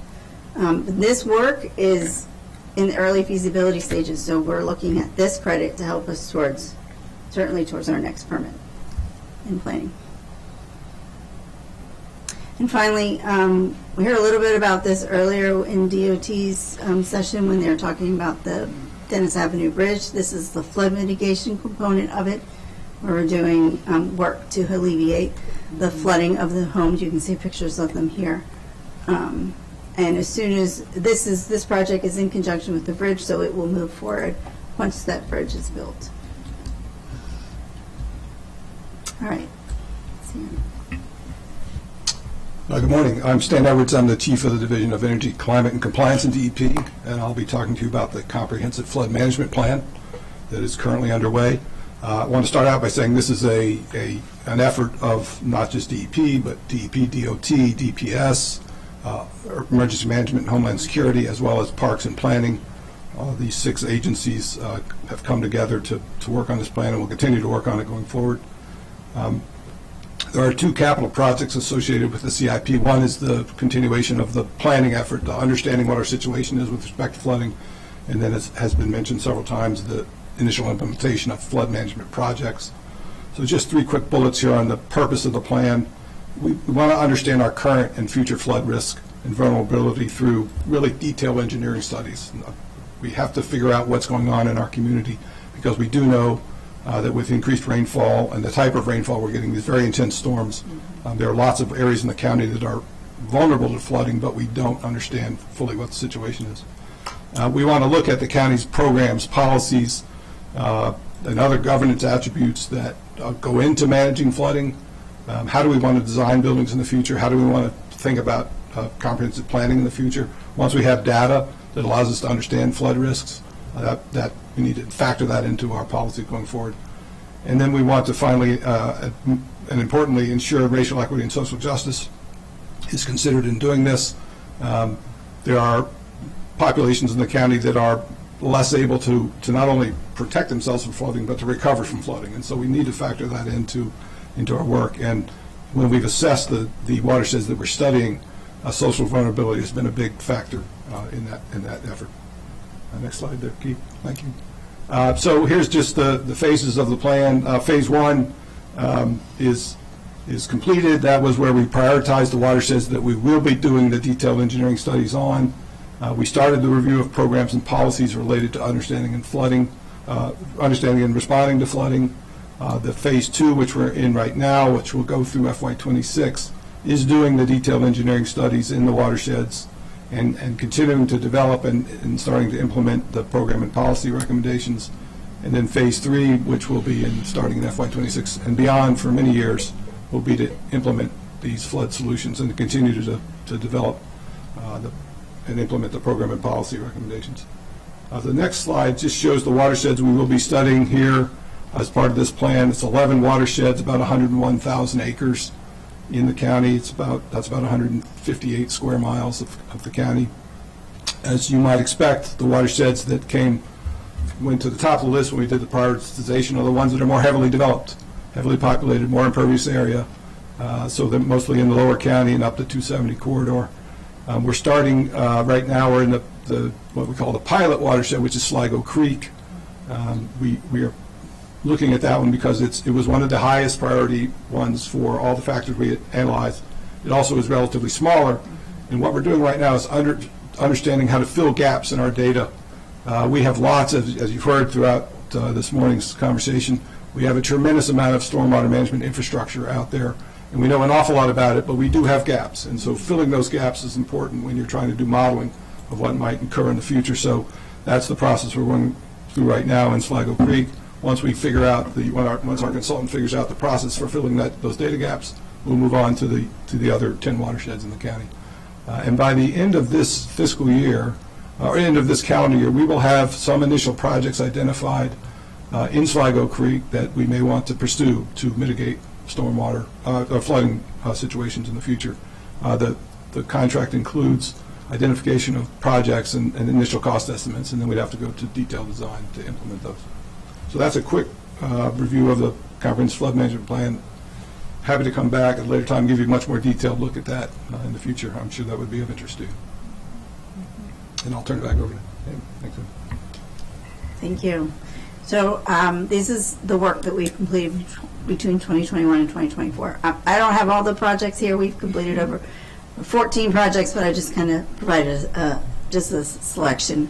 So we have our Glenmont Forest Green Street project. This was installation of several buyer retention tree boxes around the community, and these are just some examples of them.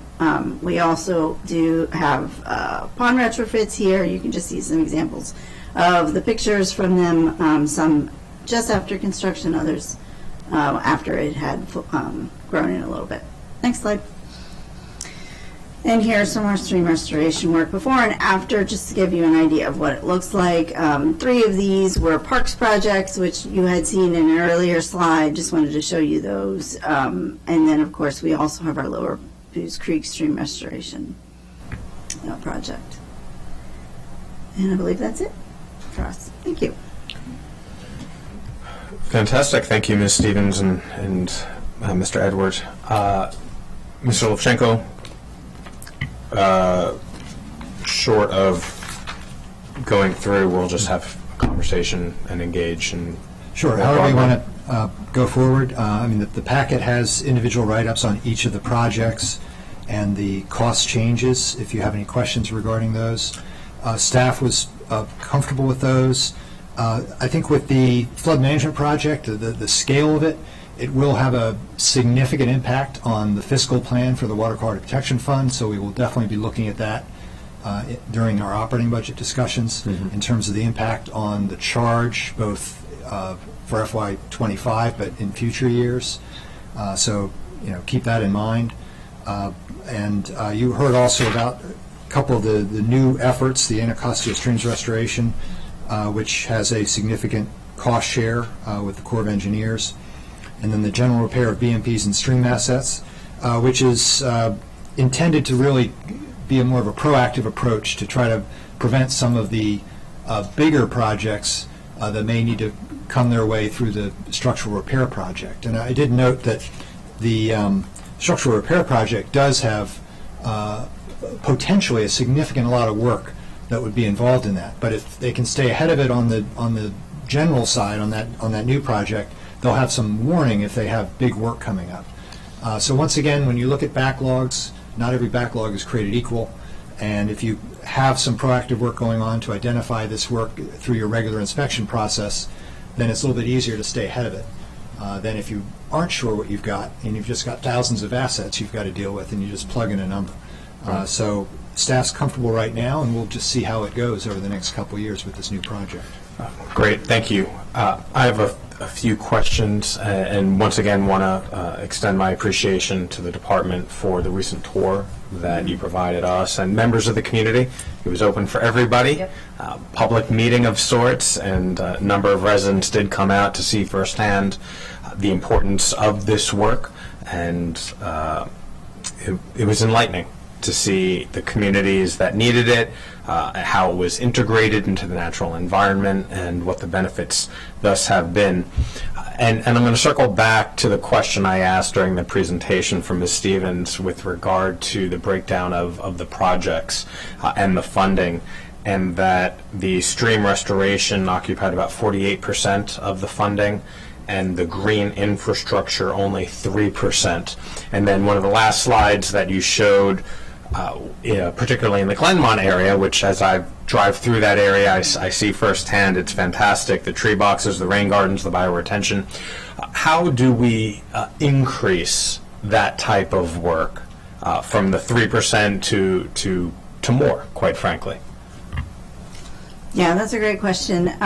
So this is what we've currently got programmed in order to meet our permit. We do have some green infrastructure in the form of submerged gravel wetlands as part of the paper for performance projects, and that is factored into that percentage. We are beginning to plan for our next permit. We have to do that now, and we recognize we need to find more green infrastructure.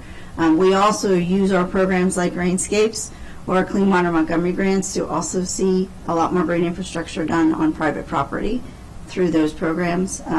So we are moving forward, looking at that, and we're going to start planning for it. But for our current CIP, these are the projects that are proposed because they're in the middle of design. Absolutely. And so taking a step back from what's here, I appreciate you acknowledging that we need to do more in that area and that you will rightfully take a look at that. I just want to share that the stream restoration work clearly is important, but that is quite literally downstream. Mm-hmm. And the more that we can do in the places where the rainwater intersects with private property on the roads to capture that water so it doesn't flow downward, and then we have to expend nearly half of these funds in the restoration efforts, I think would be beneficial. And I recognize that some of it is on private property or in right-of-way, and sometimes that does get tricky. But very much like sidewalks, we have to use those opportunities where we have them in the right-of-way on private property to encourage their development because they do provide greater benefits down the road. And I think this is something that more and more of my colleagues are going to be interested in. And so as the department looks at your own policies and looks at, quite frankly, regulations around this, I think there would be, we would welcome a conversation about how to get that 3% investment higher. And if it is well, I don't want to get into what the sticking points might be, but we all understand that there are some disagreements about rain gardens, tree boxes, bioretention, but I think the benefits far outweigh the concerns. And so, Director Munger, you have anything to add? Thank you for saying that. I think that we really look at this as a comprehensive management program, so we welcome that conversation. Okay, great. We'll have that conversation at another time. Colleagues, Councilmember Stewart. Thank you. I just want to thank you again for the outdoor meeting. I think it was very helpful to, as Director Munger, as you said, to see it in person, also to talk to many of the residents who we've been dialoguing on this issue. And so that was a great day, and you saw the need for the projects you highlighted. I do think Shared Glass raises some excellent points on thinking about how, it's a cycle, right? And I appreciate the work that's being done in the stream restoration, but how do we tackle the issues so that we can be able to do less of the stream restoration? Understanding, though, that we're all inheriting a lot of the lack of infrastructure that was put in for many, many years. And so we need to make sure, as you pointed out, that we restore these streams, not just for us here in Montgomery County, not for the residents who live near there, but for our entire watershed and the region. And so I just want to say thank you, and thank you to all the staff that came out that day. Councilmember Balcom. Thank you. I just want to echo the thanks. It really did put it into perspective to be out there and see it.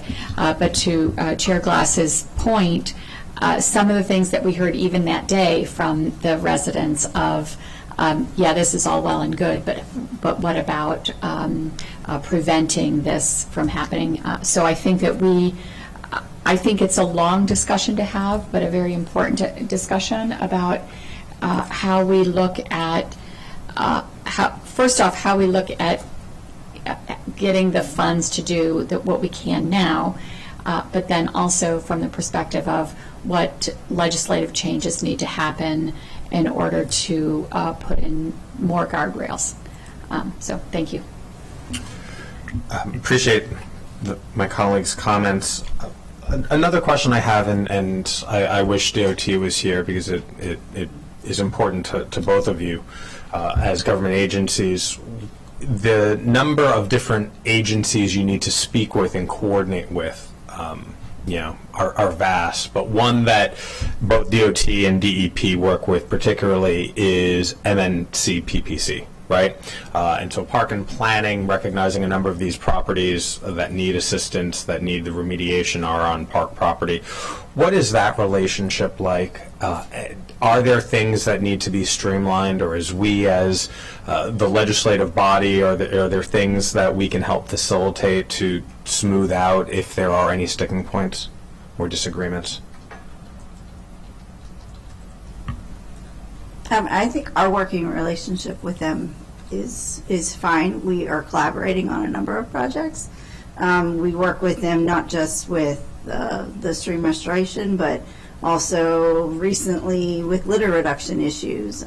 We collaborate with them when it comes to our monitoring of the streams. I mean, they support us, we support them in their monitoring. So I feel like our relationship is fine. They do hold their own permit.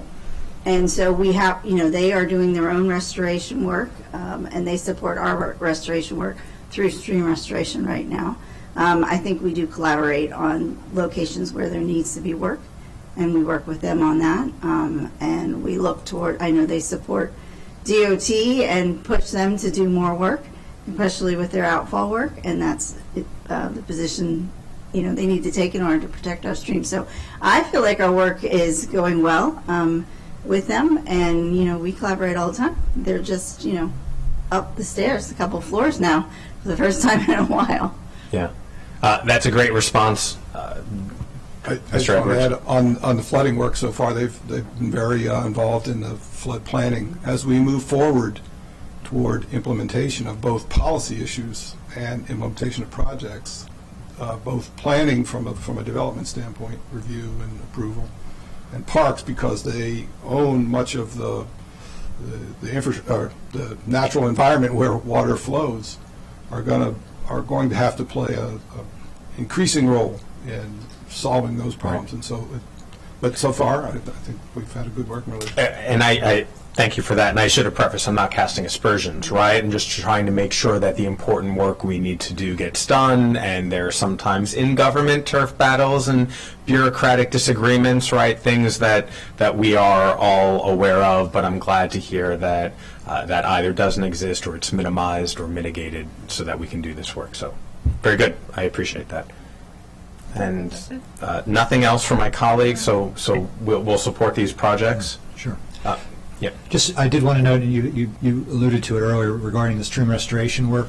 The council did hear public hearing testimony, both written and oral, concerned about the stream restoration work, and I provided links in the packet to that testimony, and also to DEP's response, which is attached, which is provided to the council.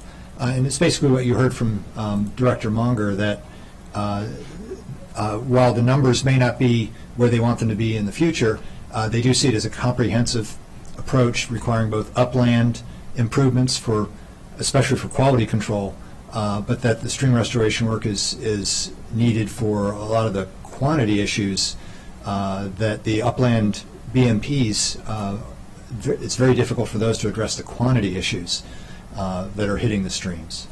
So anyway, it's an interesting debate, and I tried to include some representative information in the packet so that you and the rest of the council can see that as we go forward with this. Yes, and again, duly noted, or it should be noted, that all three of us would like to continue this conversation, and it seems that's a direction you all would like to go in as well, so great. Great, so without objection, we will support having looked at all of these projects, unless, Mr. Olchenko, do you think there's anything you specifically need to highlight?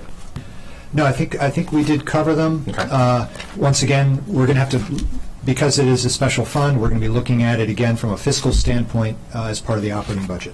Very good.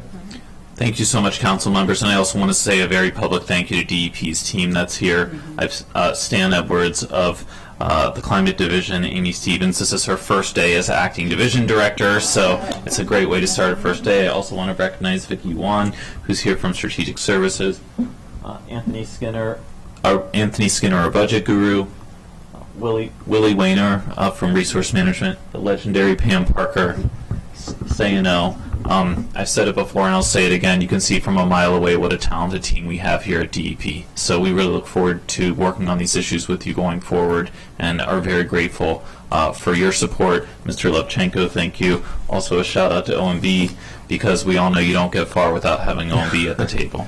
Indeed. Thank you so much. And Ms. Stevens, it was an honor to initiate you this way. And DEP will be sticking around for the third and final item this morning, and that is the capital improvements program for the recycling and resource management. And as you all, Mr. Wayner comes up to the table, we know that waste management is an incredibly important function in local government, and this CIP item as a whole is incredibly important as we try to update our ability to recycle more materials and divert waste from places we don't want it to go. I'm sure we will hear more about that during the presentation and future conversations as well. But the more that we can recycle, the better we will all be, and that's essentially what this item is. So I will turn it over to Mr. Levchenko. I was looking at Director Munger. Mr. Levchenko, take it away. Yeah, sure. So just some big picture discussion first. The total 6-year CIP for this program is $41.4 million. It's funded with a combination of solid waste disposal fund revenue bonds and current revenue. So once again, it's a special fund, does not have a direct impact on general affordability issues in the CIP.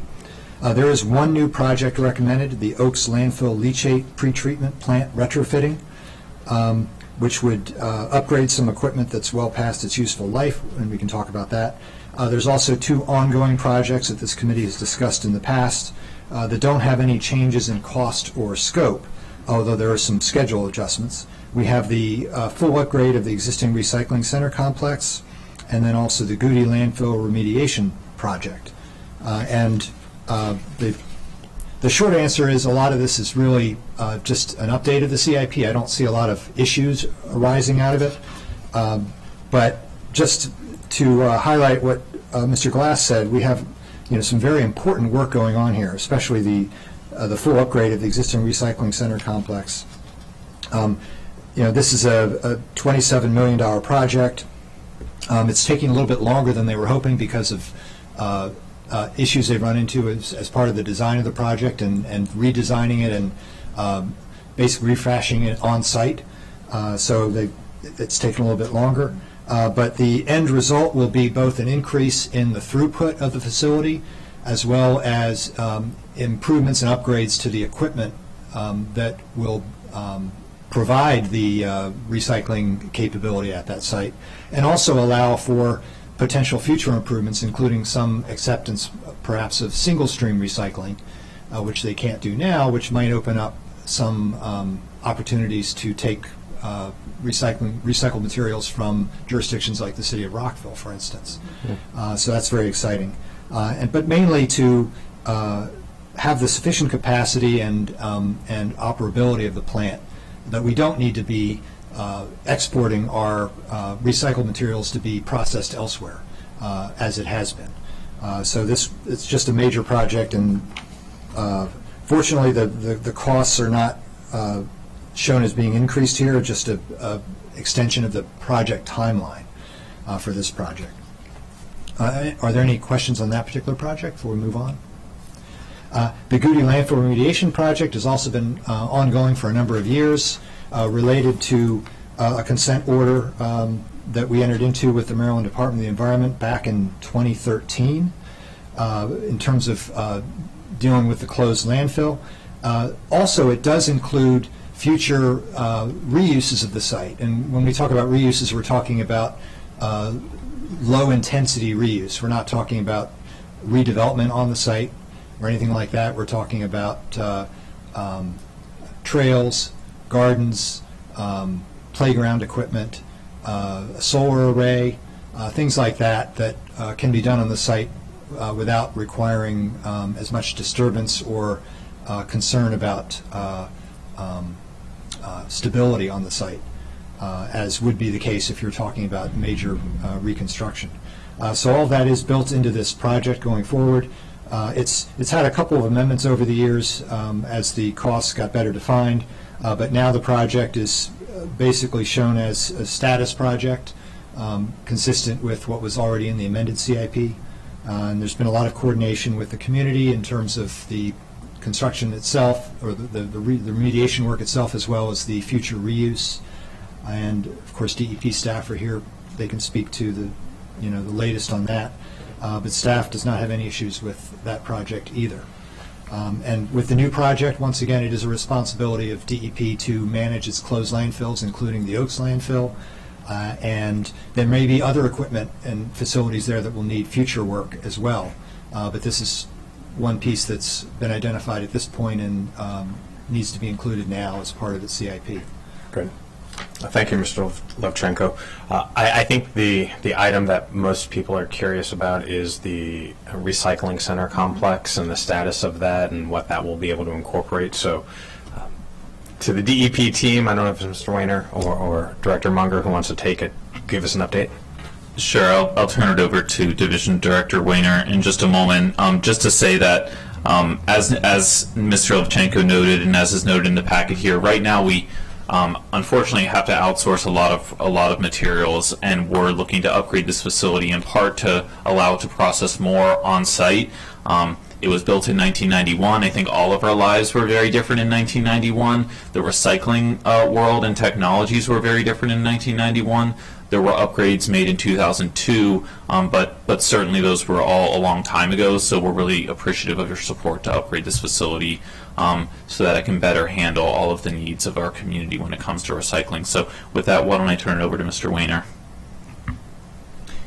Good morning, council members. And talking about this facility, I'm very excited about it.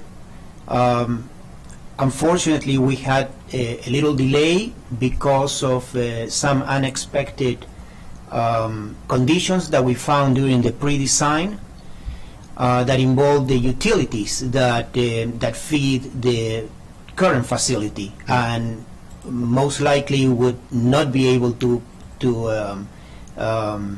be sufficient for the new facility. So we had to move into a facility condition assessment that delayed the project a little bit, but I'm glad to communicate now that we are done with the facility condition assessment, probably in the next month or so, and we're going to start very quickly with the 30% basis of design project, and that will lead us to a request for proposals that we are expecting in August of this year, 2024, an award for the equipment in around November of this year, and then depending, of course, on the equipment and when that equipment is going to be ready, we're expecting from 12 months to 18 months to get that equipment in place. So hopefully by calendar year 26, by the end of calendar year 26, we'll be able to open the facility.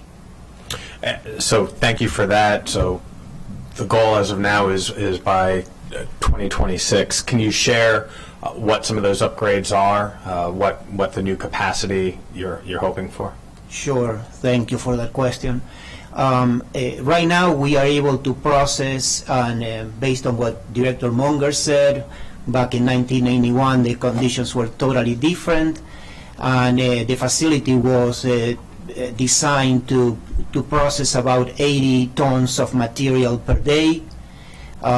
We are receiving actually 135 to 140 tons of material per day. So we need to export that difference between the 135 and 80 that we can process.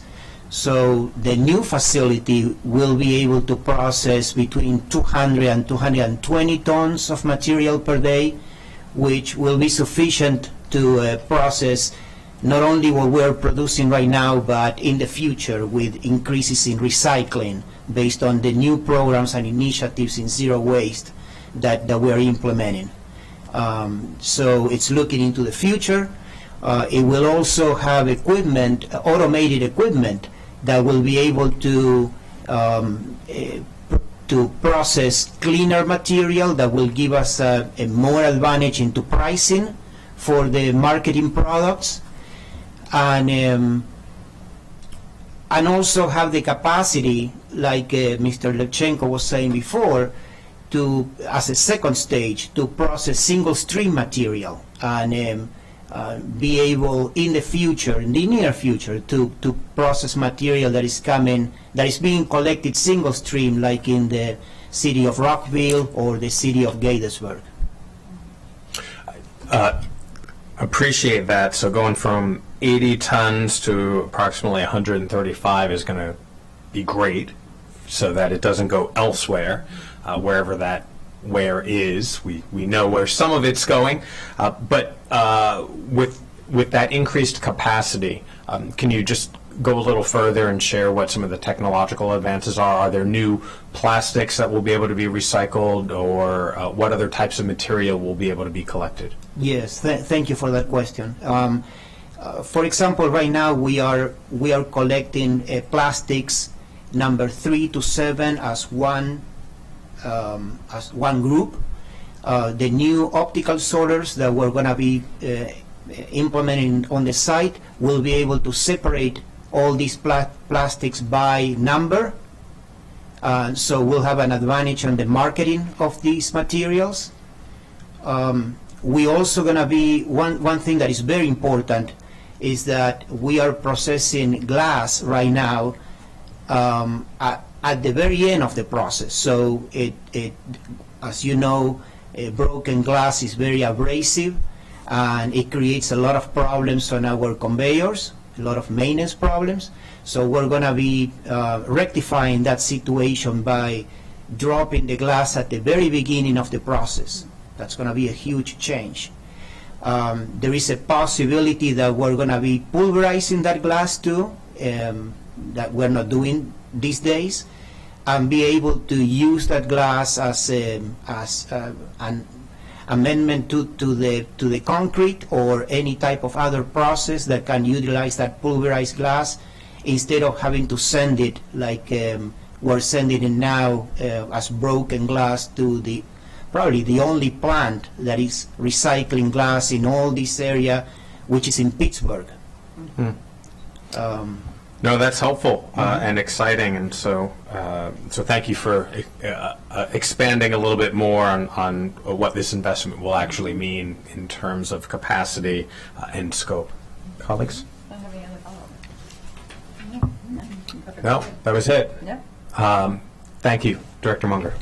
Thank you, council members. Now just extend an invitation at this opportunity. We'd love to have you to the recycling facility, your colleagues as well, and happy to show you the before so that you can also get a sense of how impressive the after is as this work continues. So thank you for your support. Very good. I highly recommend, if folks haven't been in a while, very, very impressive now, and clearly with this investment it'll be even more impressive in the near future. So thank you for that. And you said the RFP will go out, when was that? We're expecting the RFP to go around August of 24, August of so this it's year. with procurement, I presume, right now? Yeah, probably. I don't know. We'll figure it out. We're happy to get you that information. That's okay. Just trying to figure out where it is in the process. It's okay. Mr. Levchenko, anything else for us? No, that's it for today. Great. So without objection, we'll approve all of these items and look forward to continuing more conversation. And thank you to the DEP team. And with that, we are adjourned. Thank you.